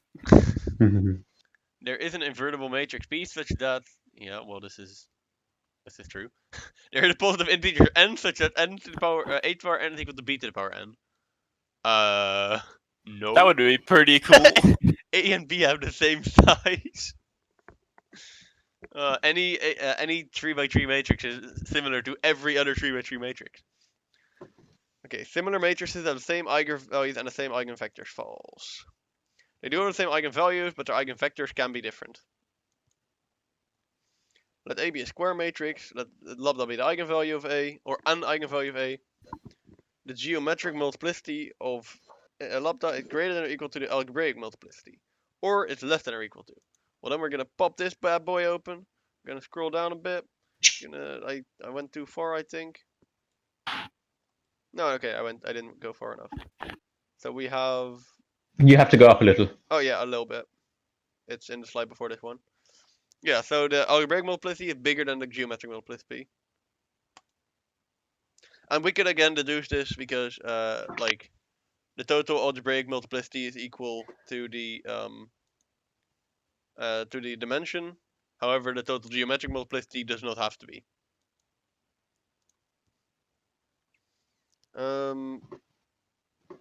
The diagonalization. That one, right? Yeah, I The know top this one is true, but I'm not sure if it's like The preceding ones, meanwhile, it's in the middle. yeah. Yeah, so it's not like if and only if, it's just if. Yep. Let lambda 1 be an eigenvalue square matrix A, the geometric multiplicity is equal to the geometric multiplicity. So that's the dimension of the eigenspace. We're so good.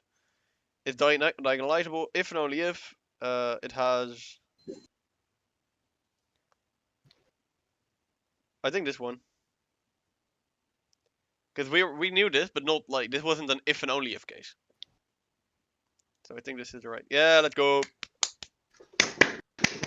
Okay, let me actually see where that was, because I do remember it, but I don't know where. Ah, yeah, it was this one. Okay. So we got green, 100%. Woo! Okay, and now the Green, baby. yeah, Green check mark. It's like the Green color. check mark percent speed run. I will kick you. Green is like the color of Dream skin. Dream cheated. Which you can prove with probability and statistics. Yeah. Coming up next quarter. Yeah, correct. Like you can prove without a reasonable doubt that like Dream cheated, like no doubt. If A is similar to B, then A squared is similar to B squared. Does it have to be though? Well, let's check actually.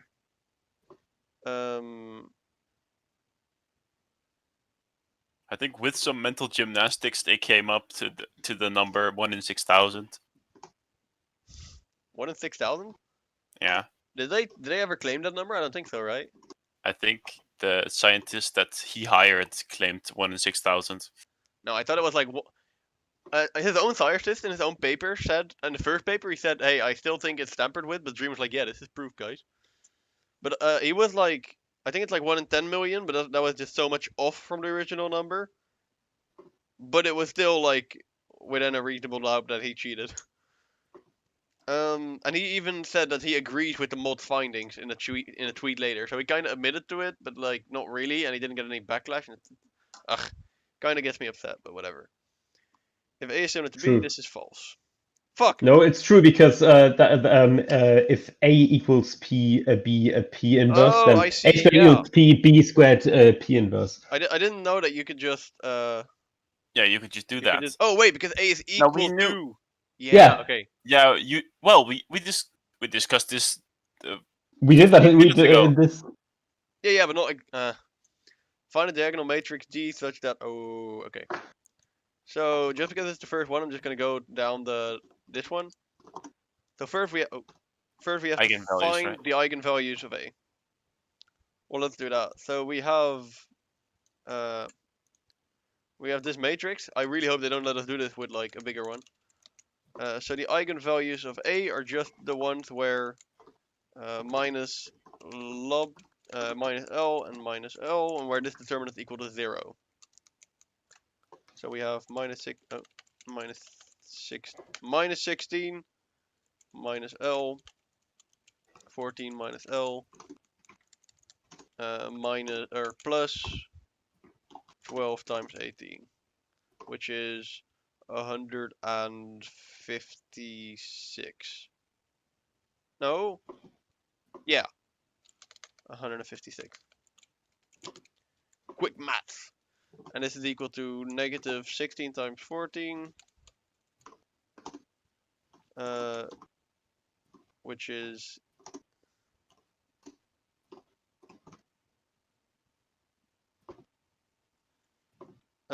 actually this is equal to, and I'm gonna try to use a trick here. 224 minus 224. Yeah, okay. So yeah, so I was trying to calculate, like, so if you have for example, x minus 1, x plus 1 is equal to x squared minus 1. So if you just calculated 15 squared minus 1, you would have the same answer. Yeah, Which is or good. you know 16 squared, and then you just you subtract 32. That is also 32.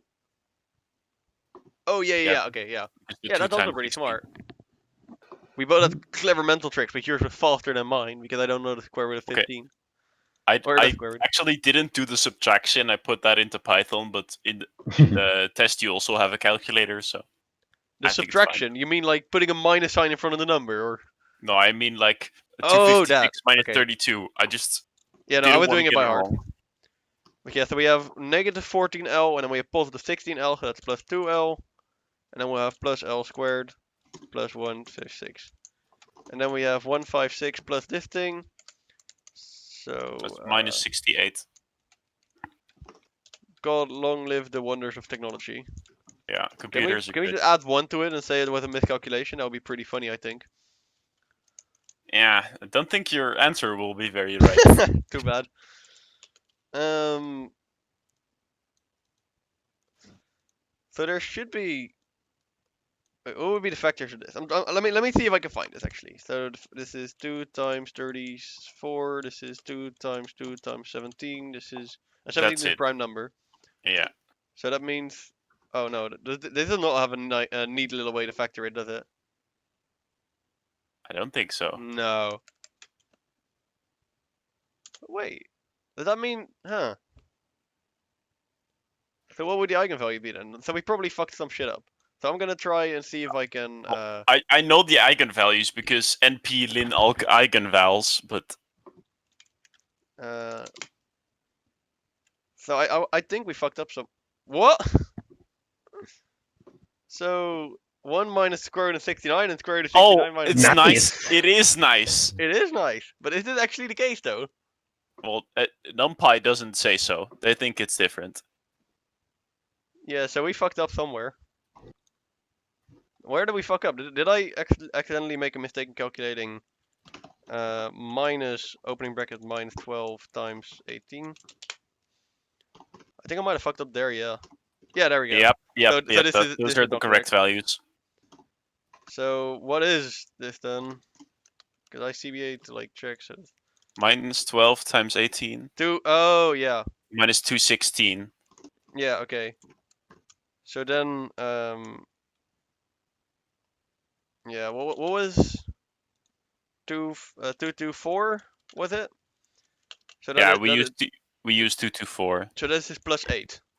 Yeah. Okay. I could diagonalize it, or I could factor this. Whew. Yeah. Whew. Gotta be That's careful. better than minus 68. Yeah. Or L minus 2, L plus 4 equal to 0, L is equal to 2, or L is equal to 4. Negative 4. Okay, so we have the two eigenvalues. So we have L is equal to 2, and or L is equal to 4, or negative 4. So that means we can get the eigenvectors of those values. So we can say we will subtract 2 for the first one, and then get like the null space of that. So it becomes 12, this becomes negative 18. Ooh. So this becomes 0, this becomes 0, this becomes negative. Let's divide it by 6, so this becomes negative 3, this becomes negative 2, this becomes 3, this becomes 2. So we have 3 is equal to, 3 is equal to negative 2. So therefore we have the vector 3 comma negative 2. Is that correct? Or actually let's do like one of this is equal to negative 2 over 3. So x1 is equal to 1 times x1 and minus 2 over 3 times x2. So this is our first vector. And then we do the exact same thing, but now for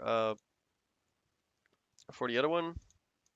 So negative 16 plus 4, so that is negative 12, negative 12, 18, 18. So this is just equal to 1, 1. So therefore, this is equal to, one of the vectors of this would be 1 comma minus 1. So our value, or our matrix D. Wait, are you kidding me? It already gave matrix P. Yes, they gave matrix P. Yeah, well, I didn't know. So I was about to construct. So let's say 2, negative 2 over 3, 1, negative 1. So you multiply both sides on the right by negative 2 or negative 2. So you get positive 2, negative 2. And you multiply both sides on this side by 3, so you get 3 and negative 2, and they have what we had. So, well, is that? Because their 3 was their 3 is on the bottom and ours is on the top.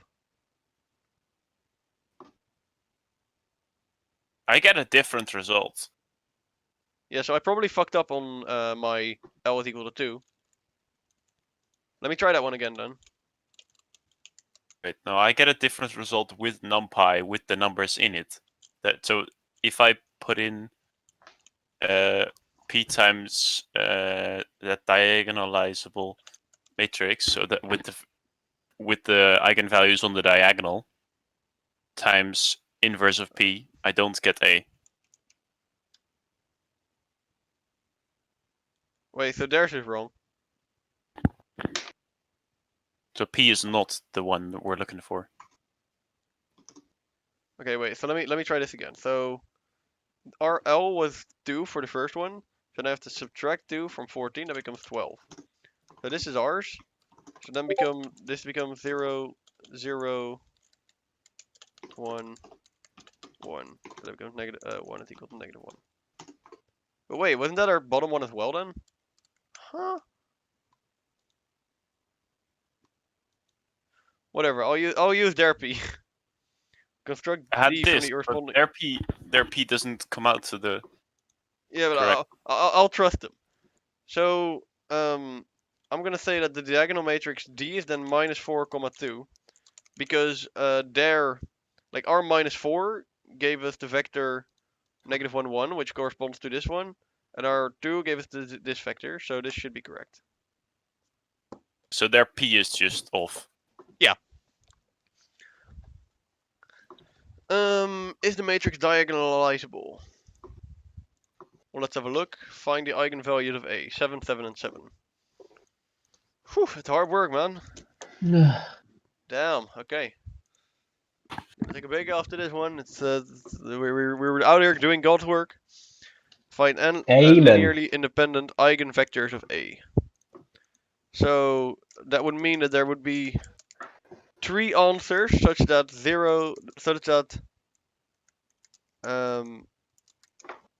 this.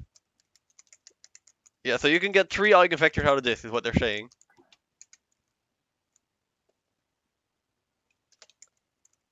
Well, okay, well that makes sense because the eigenvector. Wait, no, they have to be linearly independent. or not? Yeah, so you have could have 1 0 0 0 1 0 and 1 0 0 1. Yeah, but we have just concluded that x2 is equal to 0, and x3 is equal to 0, and x2 is equal to 0 as well. No. Phew. Yeah. One free variable, the corresponding one dimension, and the consequence matrix is not diagonalizable. Yo, the Q is down. The Q, as in Q.U Delft. Yes, this is not the time. Wait, what are you guys queuing for then? I'm queuing for my ACC midterm oral check, which is in 20 minutes. Oh no! Oof. Oh no! I could just say no. The queue is just died. Fucking hell! Oof!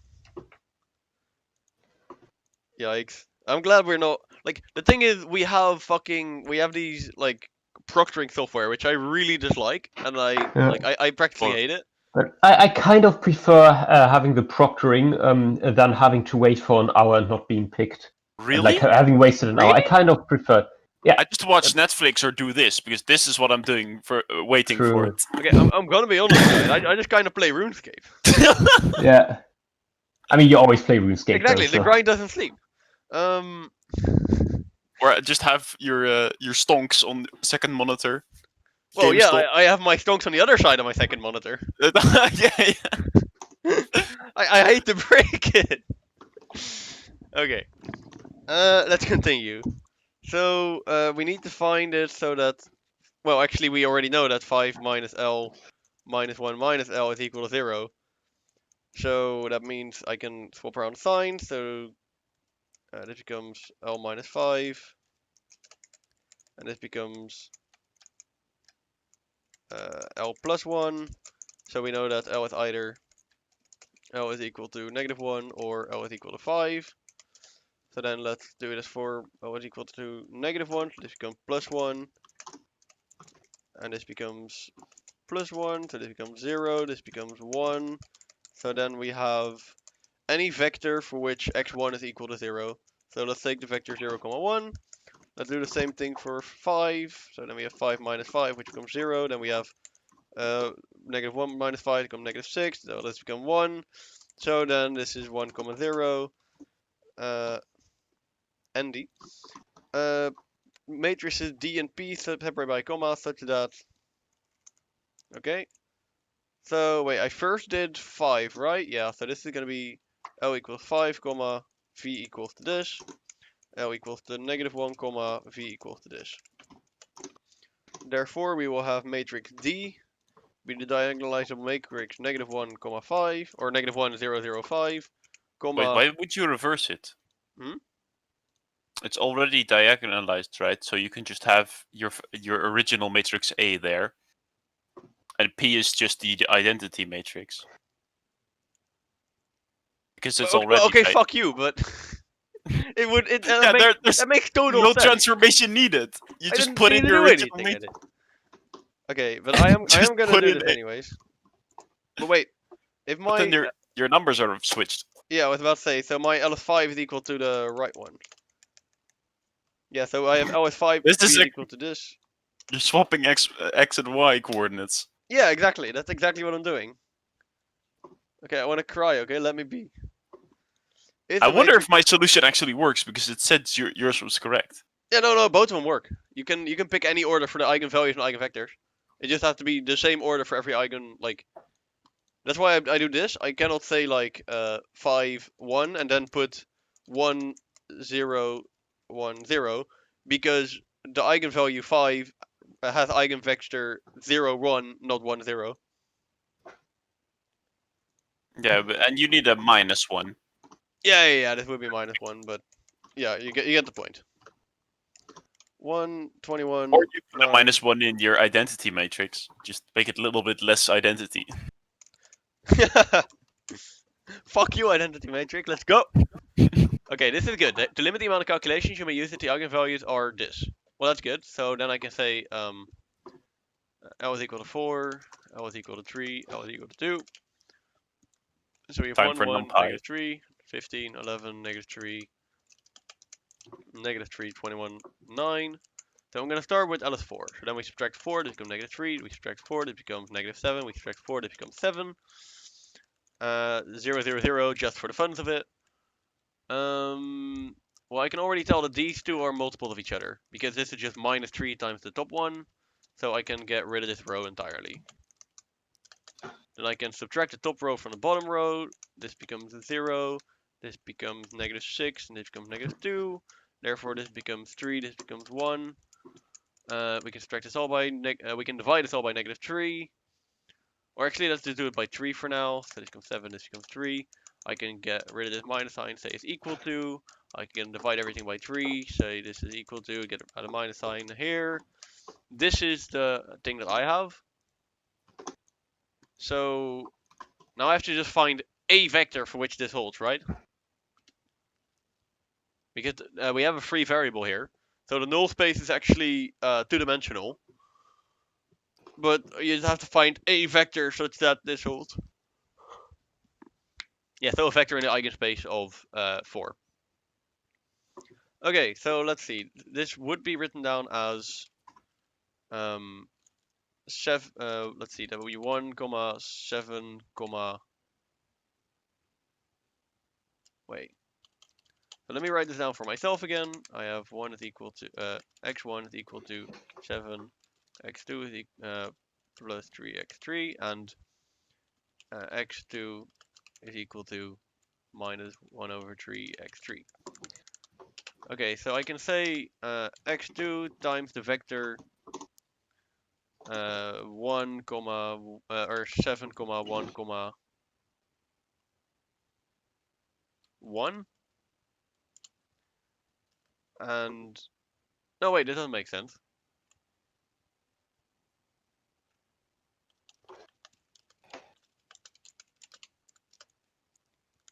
So these are all the things I have, right? So that means we would have x2 times 7, 1, 0 or 1, 0, and x3 times 3, minus 1 over 3, 1. So Exactly. so the span of these two would be the null space or the eigenspace. Yeah, this is just the basis. Yeah. So these are the base for the eigenspace. So I can pick any linear combination of these two, as long as it's non-zero, to be an eigenvector for value LS4. Yeah. I'm gonna be honest. I'm just gonna pick x is equal to x3 is equal to just 0. X3 in there, right? Hmm? Put X3 in there.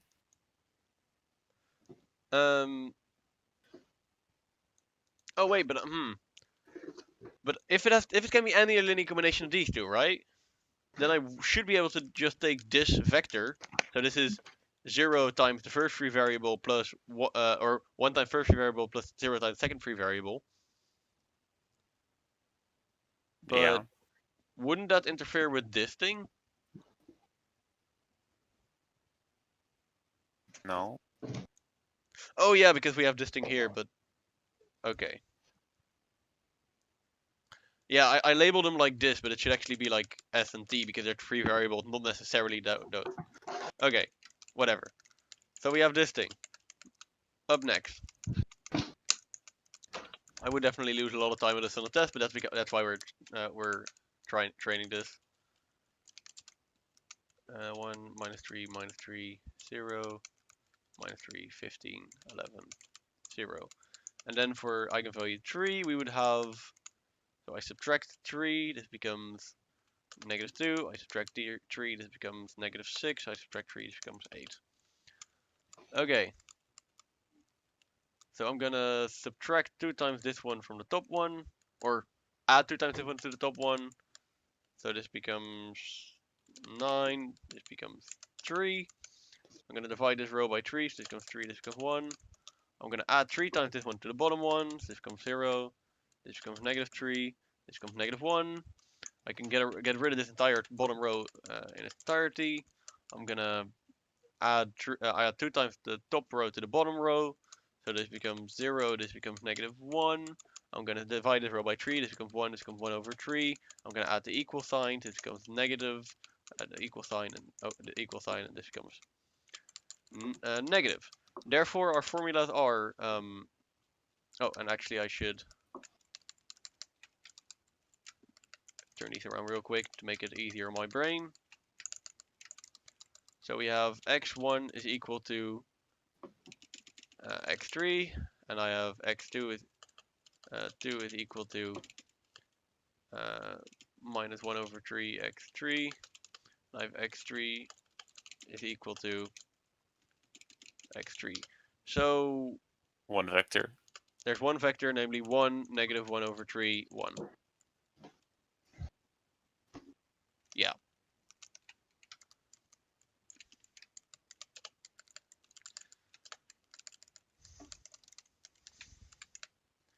Uh, 1, 21, 9, 1, minus 3, minus 3, minus 3, 15, 11.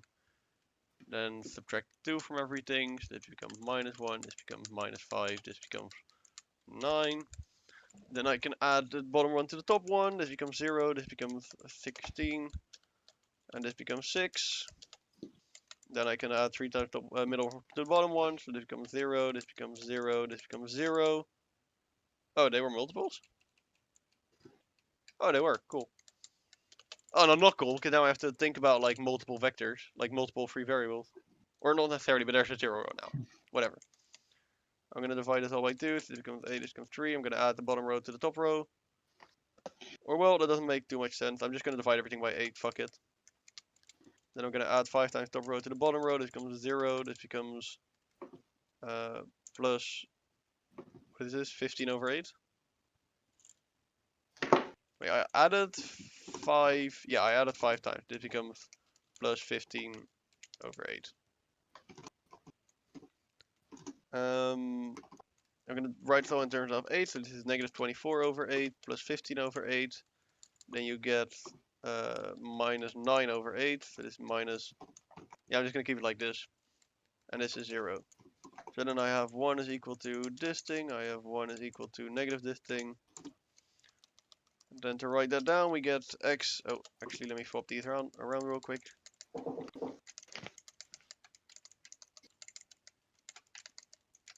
So I have x1 is equal to 9 over 8 x3. I have x2 is equal to negative 3 over 8 x3. And I have x3 is equal to 1 x3. So the vector would be 8 over 9, comma, negative 3 over 8, comma, or sorry, 9 over 8, and then 1. So this is the vector, the eigenvector for eigenvalue LS2. Therefore, our diagonal matrix D would be, oh fuck. I really hope I made a calculation mistake somewhere and that this is actually wrong. 4, 3, 2. And the second one is these 3 eigenvectors in order. So for 4 that is 7, 1, 0. For 3 that is 1, negative 1 over 3, 1. And for 2 that is 9 over 8, negative 3 over 8, 1. I am so afraid, man. Fuck off! Wait, your matrix D is correct? Like you check whether columns of matrix P form a linear. Is this set not linearly independent?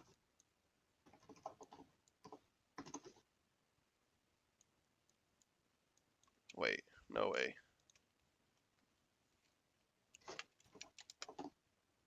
Okay. So there, I should have picked a different value for one of these. So one of these is a multiple of the rest. Time for row reduced echelon form. Yay! Oh, that's really fun because I made it fractions. 9 over 8, 3 over 8, 1.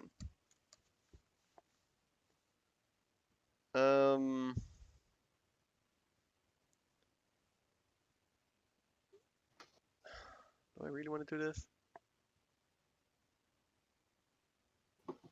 Do you want to? No. Do you have to? Yes. Yeah, okay, that's a good point. I'm gonna multiply this entire row by 8. So that's gonna give us 56, 8, 9. I'm gonna multiply this entire row by 8. This gives us 8, 8. And this thing. I'm gonna multiply this entire row by 3. This gives us 9. This gives us this thing. This gives us 24. Yep, this is not. Fuck. These rows are not linearly independent. So if I, because I can get rid of these by, or I can. See, I'm gonna add the top one to the bottom one, so this becomes, what is this, 80 or something? Yeah, 80. And this becomes 0, and this becomes 0. But then this becomes 1. That means I can get rid of this entire row. That means I can, wait. That means I can subtract 8 times the top one from this one, and I can subtract 1 from this one. This is a fucking, this has a reduced echelon form. Then Something why are else. they not linearly independent?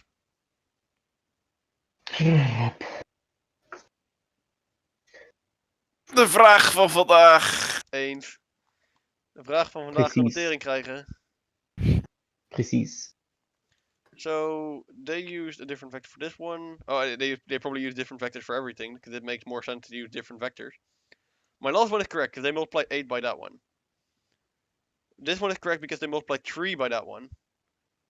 So what they just did is they used another value for this one because I just said 0 times x3. Okay.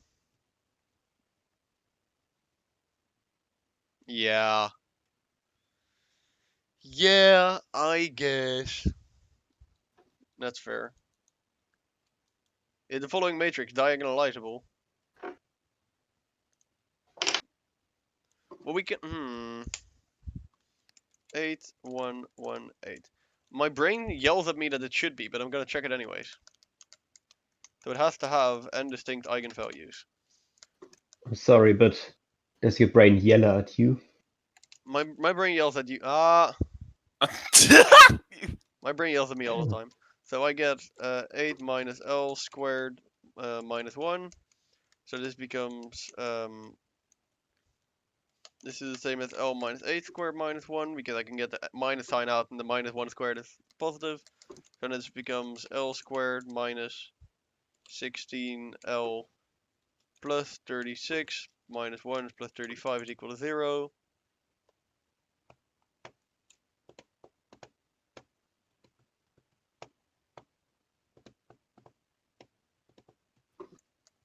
Wait, what I just did is allowed, right? So I can say minus 1 times minus L plus 8, so this becomes L minus 8, and then I can say minus L 1 squared. Yeah, okay, so I can do this one. So then why...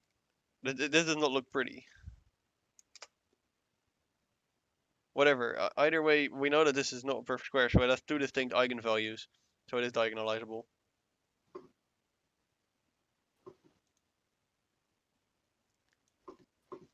Okay, so we have 2 plus 9, okay. And then we can check, so for L minus 1 squared is equal to 0. Well, there we know that it's not distinct, so the answer is no.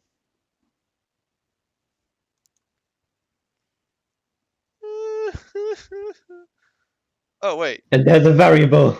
Yeah, but like, it's diagonalizable. So the eigenvalues are 5, 1, 5, and 3, right? Because the eigenvalues of a triangular matrix are the top, like, are the diagonals. So we know the eigenvalues are 1, 3, 5, 5.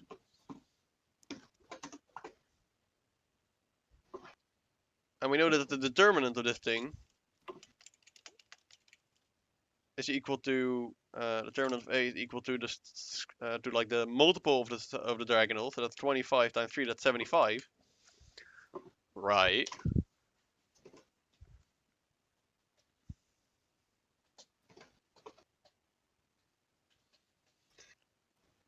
So then I have to figure out 4 different. I have to figure out the A for which it's possible to get 2 different eigenvalues or eigenvectors for eigenvalue 5, I'd say. Or in general, all the eigenvectors for all 4 things have to be linearly independent. That's the way we can see. But, huh?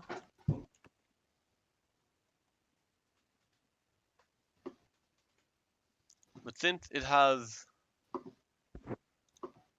wait, so this is fucking with my brain. Give me a sec.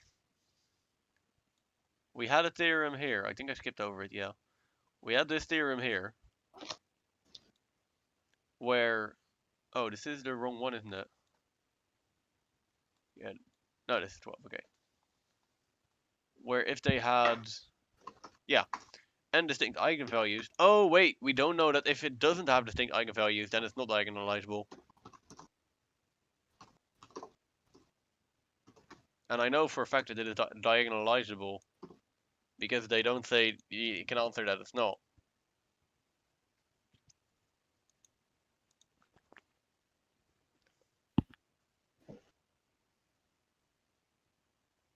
Okay, so we need to make sure that that every eigenvector is independent here. So I guess I'm just gonna figure out what happens if I plug in 5 in this vector, in this matrix. This is the sound of a defeated man.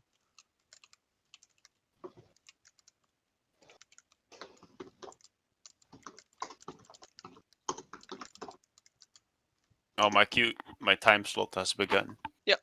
All right. Good luck, man. If the queue works already. Yeah, the queue works. It worked after like 2 minutes. Ah. Okay. Good luck.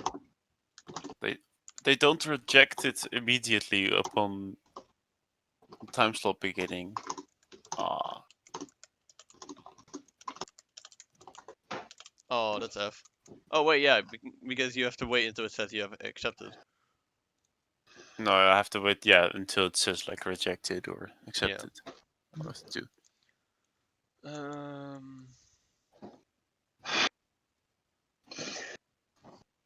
2 hours and 40 minutes. You said this took just over an hour for other lectures? Oh wait, we're already on to 12, of course. Yeah. So we are like I would have liked to have this finished by 2 hours, but like the last 2 are the hardest ones, in my opinion. So. Okay. So when are we getting an AVX 512 programming tutorial in assembly? Yeah, let me just code the source engine from scratch. Easy. In assembly, obviously. Would perform a whole lot better. It would, to be fair. Then again, like if you write it in C and compile it, the compiler probably has a lot better performance optimizations than I could. Yeah.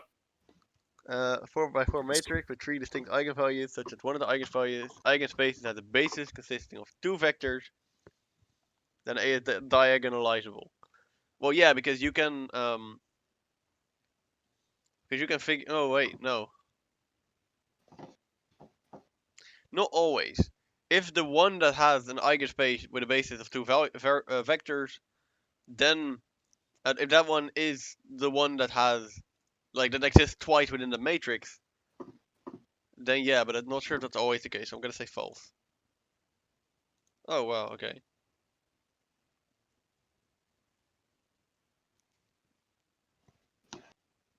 Okay, whatever, I'll take it.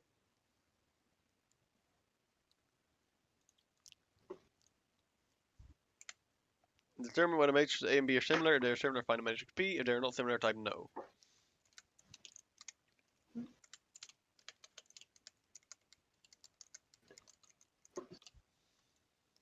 How would we go about this? So we would have to find a matrix P such that A, B, C, D. Let me actually try this. So I'm 100% certain that this is not the way to do this. But we know for a fact that if A is equal to PB inverse, then AP is equal to PB. Therefore, if we multiply A by B or by P,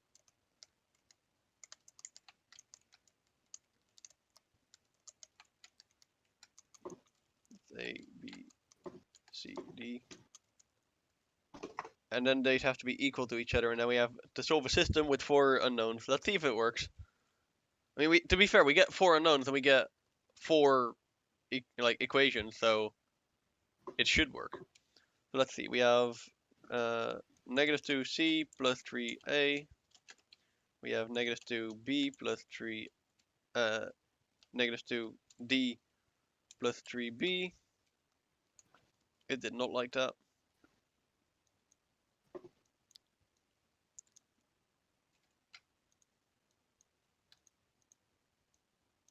There we go. So we have negative 3c and negative 3d. So this is my answer that PB would be, or AP would be. Whatever, and then we have PB. Every time I say PB, I think of personal best. I'm like, wait, that's not what I want. Peanut butter. I think of a friend who actually has the name like PB. Your friend has a name PB? That's a fucking sick name. Yeah, just It does sound like a name a non-binary person would give themselves. Yeah. I'm gonna tell him. Hey, hey, I'm PB, and this is my partner Jay. This is my partner Jay. Okay, and my other partner Luna. No, like so PB and J. Oh my god! Wow. I thought you just Yeah. meant that like non-binary people give themselves really, No. really like objecty Yeah. names. Yeah, yes, like- my non-binary friend Rock. I mean, technically, I go by Pigeon, so. Yeah, okay. Wait, you actually go by Pigeon? Because people just call me that because I don't put my actual name anywhere. Yeah, okay, that makes sense. That's cool. That's cool. I wanna be known like Pigeon. Okay, so we have these 4 things, and they should be equal to. Actually, let me move these over a bit. So this is PB, and this is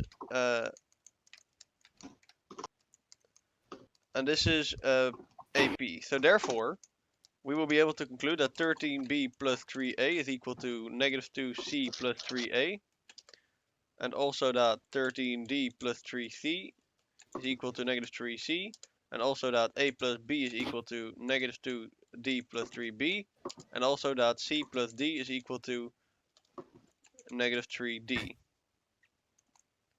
Okay, so these are our 4 equations. This is not the way. So I can add 3, I can subtract 3c on both sides. So that will give me this. Then I can divide by 13 on both sides. That will give me this. We're already getting started with fractions. Or actually, I can take this thing and add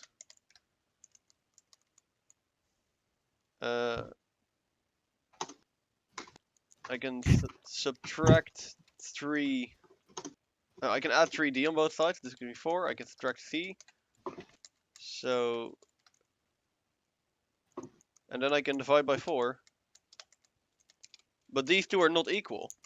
So therefore there is no thing.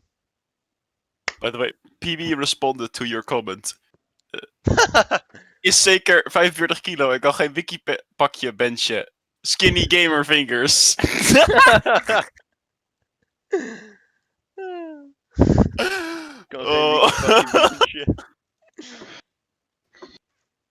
Yeah. Yeah. Also, wow, I did not know this about similar matrices. What? I didn't know this Post about to the Discord. Hmm? Well, yeah, so all that's. Oh no, we don't do that. Yeah, no, Share X is the only way. Hey, Giazo shit. I'm gonna put it in the VC channel to remind myself about this because this is gonna be interesting. Or linear algebra as well. Yeah, okay, I might actually put it in there. Didn't know this. Might have skip over it though. Okay. So now I can check, is determinant A equal to determinant B? So this is 3 minus 3, which is 0. What? No, 3 plus 3, okay. And this is 0, wait, 3 plus 3, that's 6. And this is 0 minus, okay, so these two are, so that property holds, they have the same rank, I don't know. They have the same characteristic polynomial, same eigenvalues, ugh, that's a lot of work.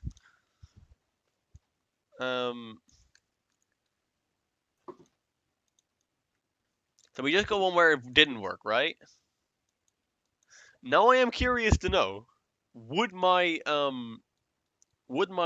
theory work? So I'm pretty certain that these two are similar. So I'm just gonna test it out, honestly. Like my theory of saying P is equal to A, B, C, D. So AP is equal to BB. So we have A here, -1, -3, 1, -3. And we have A, B, C, D. Then we have minus A minus 3C. We have minus B minus 3D. We have A minus 3C. And we have B minus 3D.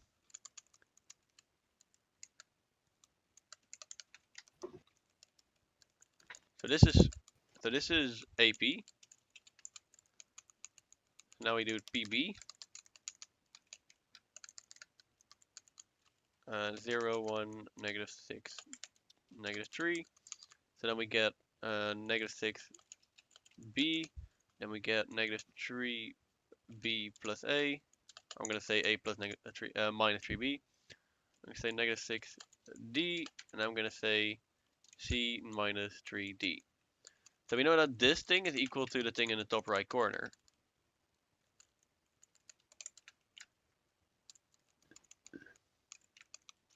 Therefore, -6B is equal to -A minus 3C. We know that -6D is equal to A minus 3C.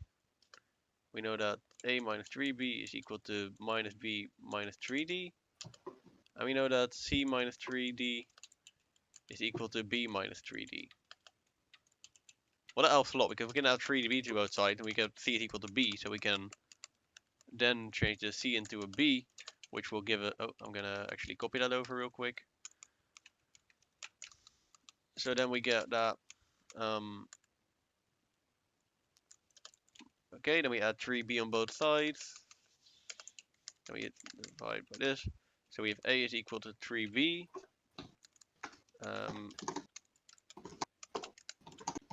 Which is equal to 3C.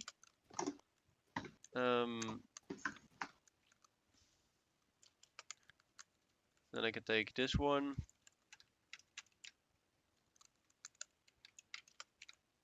Okay, so now we have A, which is 3B, so I can say 3B minus 3B, which is 0, is equal to B minus 3D. So therefore, B is equal to -3D. Okay, and then I can fill that in this polynomial, which is the only one we haven't had yet. And that should give me an answer for one of them. Oh. So then I can say -3D. Well, okay, we know -3D is equal to B, so this thing here is equal to 2B. We know A is equal to 3B. And we know 3C is equal to 1B. Or 1A, so that's 3B. So 2B is equal to 0. I probably messed something up there. That went really quickly. Give me a sec. So paste. This is 2B. Or A not is to be. equal to 3B. C is equal to 3B. Therefore 2B is equal to 0. Therefore B is equal to 0. Then we can fill it in. Therefore C is equal to 0. Therefore A is equal to 0. Therefore D is equal to...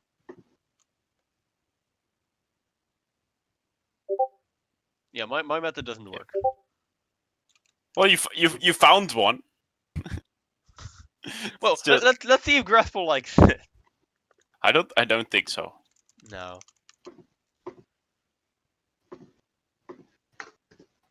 But yeah, that makes sense because you cannot take an inverse of the null matrix. Yeah. F SMH. Then I guess I will do it the normal way. But it would have worked. Sigh. It would have been pretty cool. It would have been glorious. It would have been glorious. Okay, so then I have to do it the normal way. So let's see, we have this one. Oh wait, actually no, this only works if we can determine D. So this is not that way. How would we do this? How would we go about this? I guess what I'm going to do is I'm just going to check all the properties. No, one of them doesn't hold. So they should have the same eigenvalues, right? So let's see, -1, -3, let's do the minus L already. Minus L and 1. So therefore, -1 minus L, -3 minus L, -3 is equal to 0. 3 plus 4L plus L squared, -3 is equal to 0. L plus 4L is equal to 0. L equals 0, or L is equal to -4. So these are the eigenvalues of A. And if the eigenvalues of B are anything different, then they are not similar. And I'm really banking on that. So this is -3 minus L. Don't forget to do 0 minus L. Oh yeah. 0 minus L. So I it's thought it just was a minus multiplication, so I thought L fell away, No. but it doesn't. Yeah. Okay, so it's minus L times -3 minus L plus 6 is equal to 0. Then we have 3L plus L squared plus 6 is equal to 0. Like, I can already tell that this is not the same, so they're not similar, so no. Yeah. I didn't know rank though. Is it like the amount of like pivot points in the matrix? Yeah, right?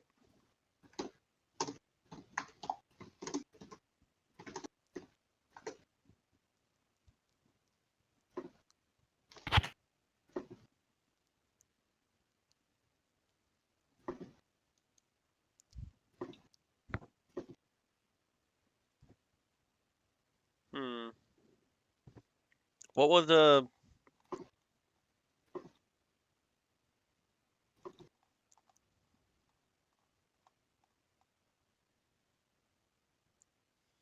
If an m by m matrix has n distinct eigenvalues, then A is diagonalizable.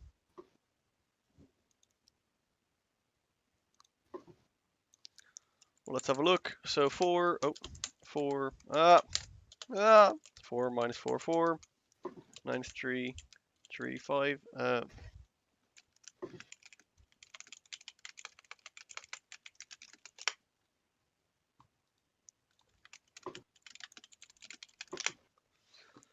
And 1 minus 1, 9. So we have to find out what the eigenvalues and eigenvectors are. So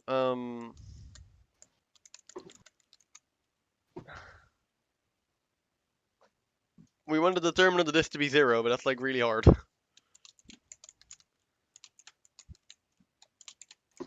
Especially because there's not enough zeros. So I'm thinking they want us to do another check. Yeah, but we don't. There's not many other checks we can do, because every check about diagonalizability is about the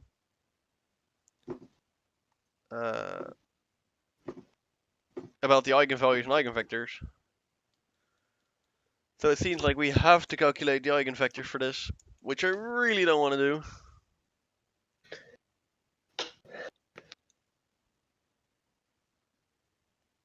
You guys don't see this, right?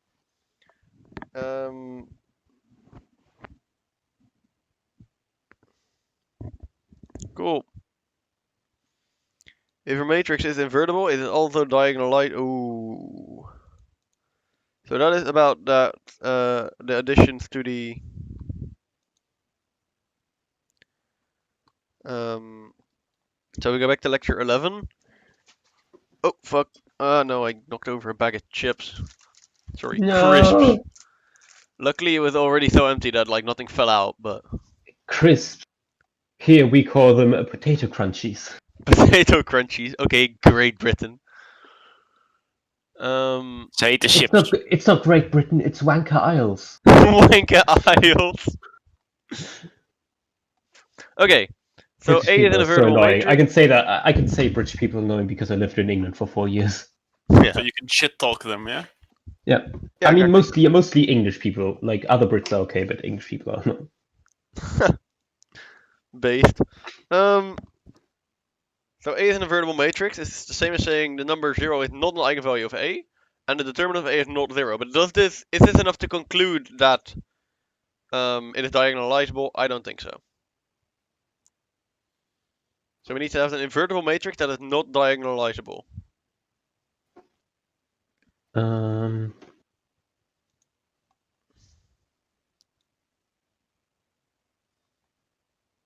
Okay, how do you make something that is not diagonalizable? Oh wait, we can do a Just do 2 2 by 2.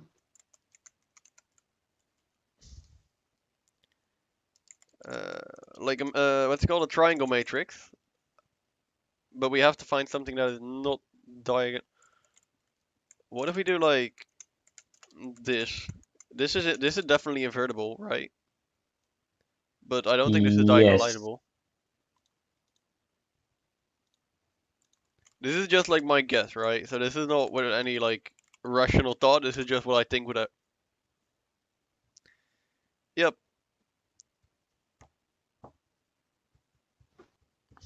Oh, just make sure that you have duplicate eigenvalues and then you're good. Yeah. Yeah. No, I mean you can have duplicate eigenvalues. You just can't have duplicate eigenvalues Eigenvectors. for which there are no different eigenvectors. Yeah. Yeah. Okay, let's try this one again, boys. Fun stuff. Woohoo! 14, -12, -12, 6, 8, 12, -9, 6, 2. Did you get rejected already, by the way, Miko? These people just leave you in queue for 35 minutes. Yeah. Yep. Fact. Wait, they changed the Stonks channel to Stonks and Coins? Yeah. Oh, have you heard about? I'm gonna do it after this. The whole NFT thing. Have you heard about Bitcoin? Yeah. No, people are literally stealing Explain it people's to me. art for Explain Bitcoin to me. that. No, don't actually. I was about to say, do you really want to? Okay, so I'm gonna say for L is equal to 8, then this is equal to 6, this is equal to 0, and this is equal to -6. How many hours per day do you spend on school? Like, you mean like during the during normal weeks or the week before the test week? Normal weeks? The same amount of hours that I have school, maybe less. So Well, I don't actually do anything other than attending lectures until the day comes that, or until like the test week comes, and then I just crunch everything in one go. Okay, so but you do these lectures regularly, right? These Yeah, for each Yeah, subject. I do these for every subject, for every midterm, and for every endterm. So then it's more than just lectures. Yeah, but like I only go to the lectures until this comes up, and then I do this. Okay. Yeah, and like the reason I can do this is because I have really smart people who will correct me. Because if I do this alone, it's not gonna help, honestly. And because you already know some stuff for like the programming courses. Yeah, that also helps. I have a lot of experience in the field, or not a lot, but a relatively high amount. Okay, first of all, I'm gonna divide this entire. How did you enjoy web and database? Holy shit! Give us an actual subject instead of just some slides. Yeah. That was the Thing is, I'm terrible. retaking the exam for that. I'm actually gonna study for database. For web, I'm just gonna guess again. Yeah, understandable. Because like I got like an I 8 can by just guessing. guess. I can just try to guess better. I already have a passing grade for. I already have a passing grade for that course, but I want to just guess a little better. Yeah. The web part is just pretend your head is V8, which is just ridiculous. But... Wait, give me a sec. I'm doing some maths. I can't laugh. 3 times. All joy has left my body. Mood. So this becomes 0. This becomes 0. This becomes 1. This becomes 2. 1 is equal to -2, this is equal to -2, this is equal to 1. Therefore, we get the x1 is equal to -2x3, and x2 is equal to -2x3, and x3 is equal to 1x3. So this vector is just -2, -2, 1.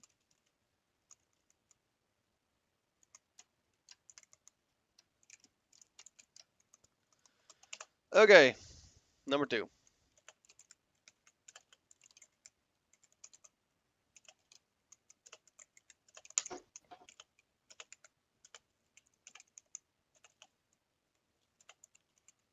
Then we subtract 20, so this becomes -6. This becomes -12. This becomes -18. I'm gonna add this one to that one, so this becomes 0. This becomes -24. This becomes 0. Therefore, this becomes 1. I can get rid of all these rows, and therefore I can see that these two are multiple of each other. So this all fades out, and I can see that this is the multiple of the other one. Anyway, so I've gotten quite fast at this. I'm not doing it like it's probably not correct, but I am fast. So Maybe. exactly. So we have x1 is equal to -2x3. We have x2 is equal to 0, and we have x3 is equal to, I guess, just x3. So would that mean that the vector here would be v equals to -2, 0, 1? Yeah, I think so. And for L is equal to -4, we get vector is equal to, and I'm gonna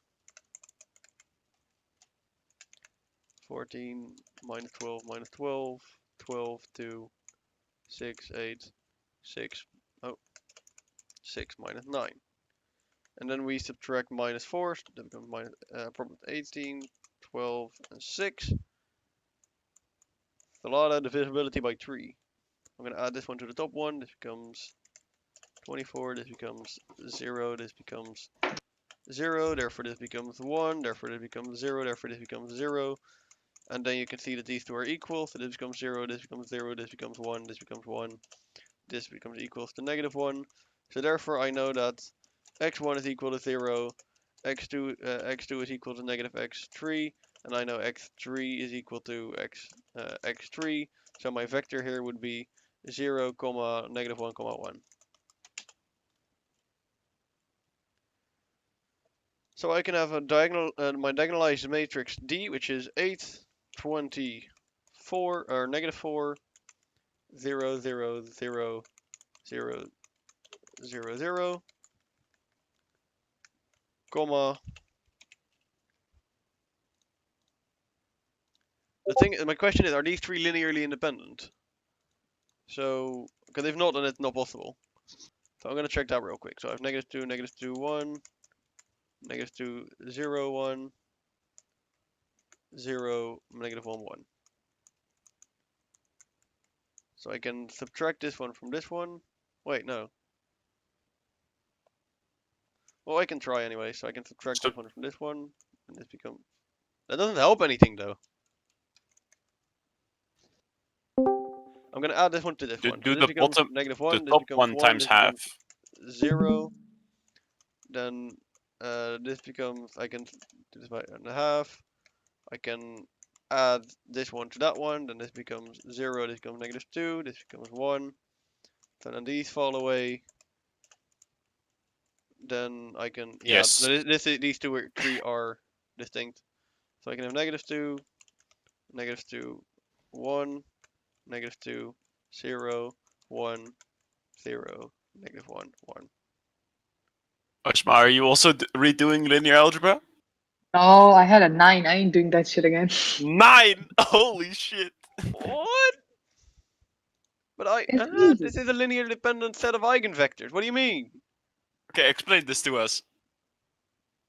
Long time ago, but let me see. Oh my god, I made a typo. You're a linear Fuck you! algebra fan. Name every Fuck matrix. you! Oh, you're a fan of linear algebra. Name every vector. Yeah. No. That would be like physics. Name every matrix would be more like it. Yeah. Name every matrix. That would be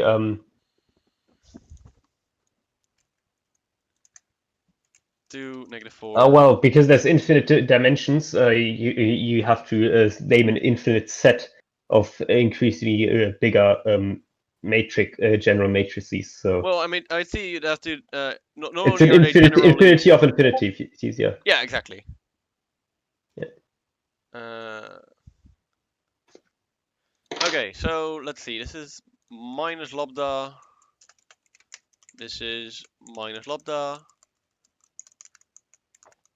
So then we get 2 minus L. Oh, 2 minus L times -6 minus L minus, well, minus 0. So then we also know that this becomes L plus 6, and this becomes L minus 2. So we know the eigenvalues are L is equal to 2, comma, L is equal to -6. Then we can figure out the eigenvectors for both of them. So for L is equal to 2, we will have V is equal to and V is equal to.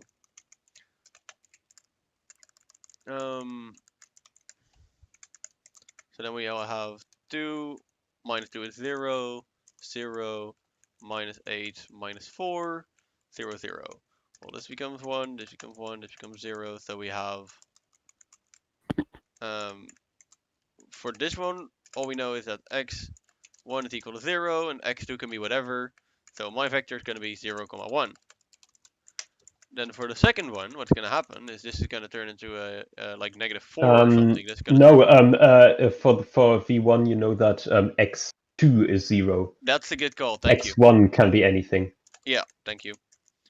And I'm gonna be honest, by the same logic, we can deduce that this is gonna be 0, 1. So the diagonalized matrix is 2, 6, 0, 0, and the other matrix is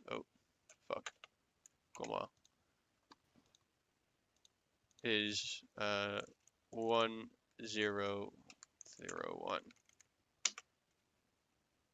No, you did this for -6. It's the first row is 8 minus 4 0. The second row is 0 0 0. So in this case, you it's a vector with it's not a 0 1 for.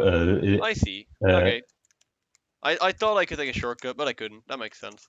So I'm gonna add 6. I'm gonna subtract that. So when I subtract -6, that becomes 8. Then we have 8, 1. No, 1. 8 minus 4. 8 minus 4. Why? Because the Oh, yeah, yeah. matrix is 2 minus 4. I forgot to. Yeah, okay. And then this becomes 0. This becomes 2 minus -6. That's 8. Then we have 1 minus 2. Then we have 1 is equal to +2. No. 2 is equal to 1. Not 1 is equal to 2. Holy shit! It's been a while. Okay. I did it again. So 1 is equal to a half. Yeah, a half. So then my matrix will be yeah. Let's see, x1 is equal to x1, or x is equal to 1 over 2 x2, and x2 is equal to x2.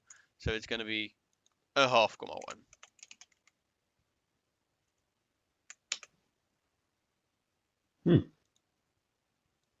Oh, it's No, minus wait, 6. I think Not 6. you, minus 6. yes, In the first minus matrix, 6. you have 6 or minus 6.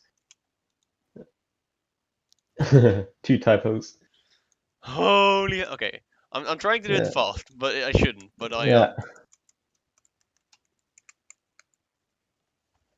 For which value of a will this be diagonalizable? So we have -7, 3, 0, 0, -4, -2, a, 1, -5. to take the determinant of this, I'm going to take this row. So I'm going to have minus 4 times the determinant of this thing, which is negative 7, 3, or like I'm going to say 35 minus 4 is equal to 0. Wait, the determinant shouldn't be 0, right?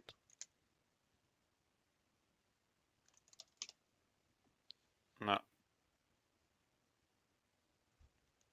Okay, so this is just a valid, yeah, okay, so this is, I don't know why I calculated the determinant, whatever. Yeah. I genuinely don't know how I would go by this. So my first Mhm. instinct is to say for no A, because it's not in general, but like at the same time, I'm not sure if that's a good idea, because I actually want to do this one. So let's see, we all have negative. I kind of just want to say this is, but it's not. Oh, okay, I'm dumbass. So I was on a good track. I just forgot to add the things. So then this times the determinant of the other thing, so which is negative 5 minus L times negative 7 minus L minus 4. Not 4, 3. Okay, yeah, I was about to say that doesn't sound right. Yeah. So then this becomes L plus 5. This becomes L plus 7.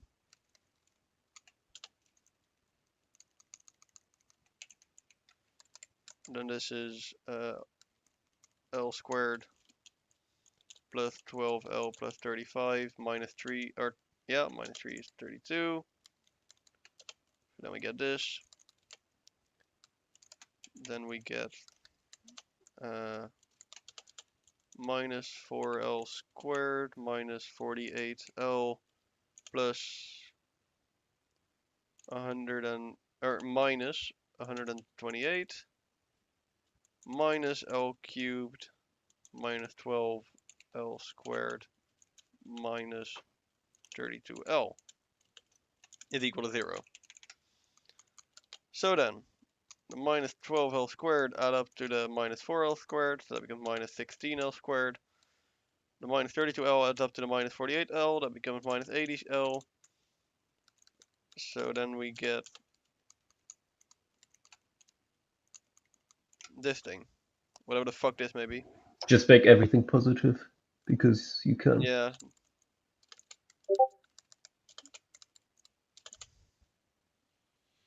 It seems like it would be something like L plus 4 cubed, but it's not because it is 80. Maybe I made a calculation mistake. No, this seems correct because it's 32L here and 48L here.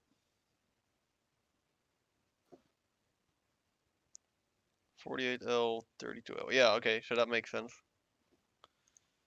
So,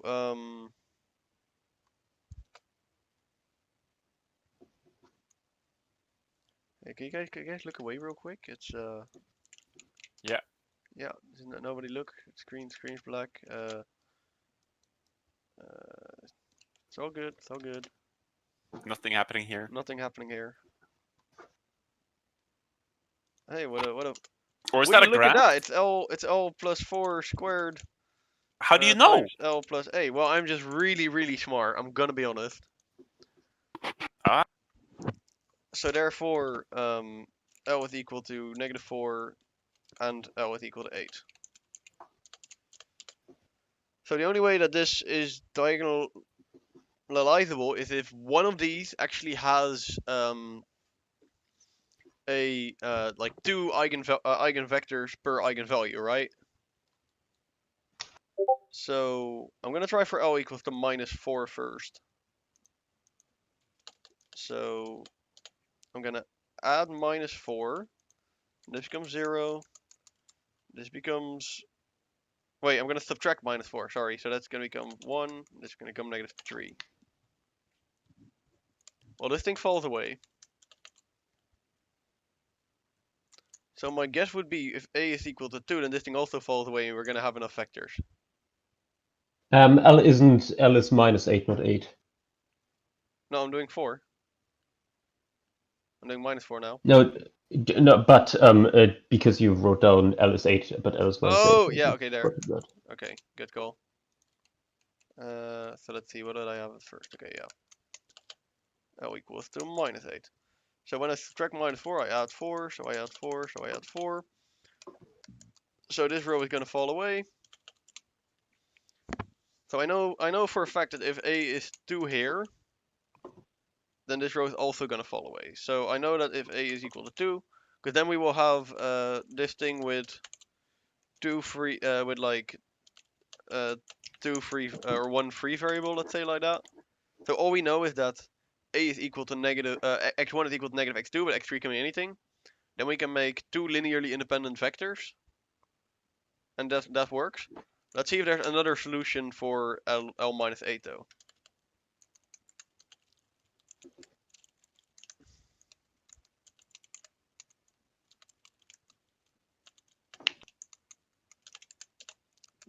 Does what I'm doing so far for this assignment like make sense, or?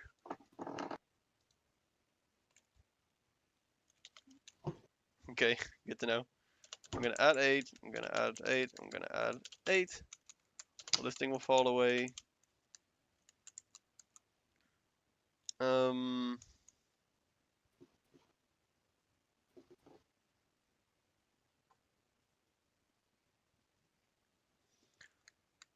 But I can already tell that this is gonna have... Huh. What happens if I multiply everything by 3? Okay, yeah. So then A has to be this, or A can be...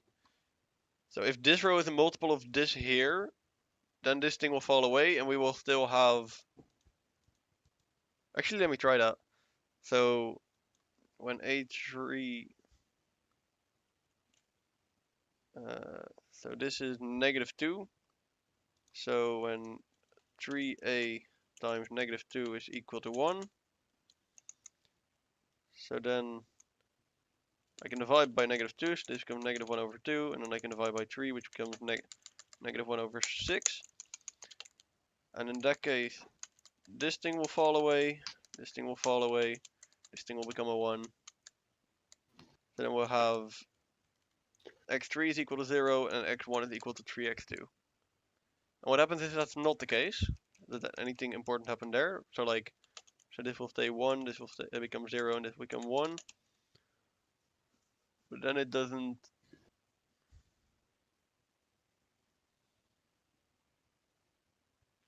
Then neither is a pivot solution. So I think it's gonna be for A is equal to 2, or A is equal to -1/6. Okay, then I'm gonna get rid of this one. A is equal to 2. Yeah, okay, so my second value was incorrect because it's not required. It's just nice. Okay, and that's time. Woo! I think. Oh, 1 more hour. And then what? 4:20. Ah, yeah. Oh, let's continue for 1 more hour, guy. No. Yeah. Oh, no, no, no, no. I think we good, guys. All right.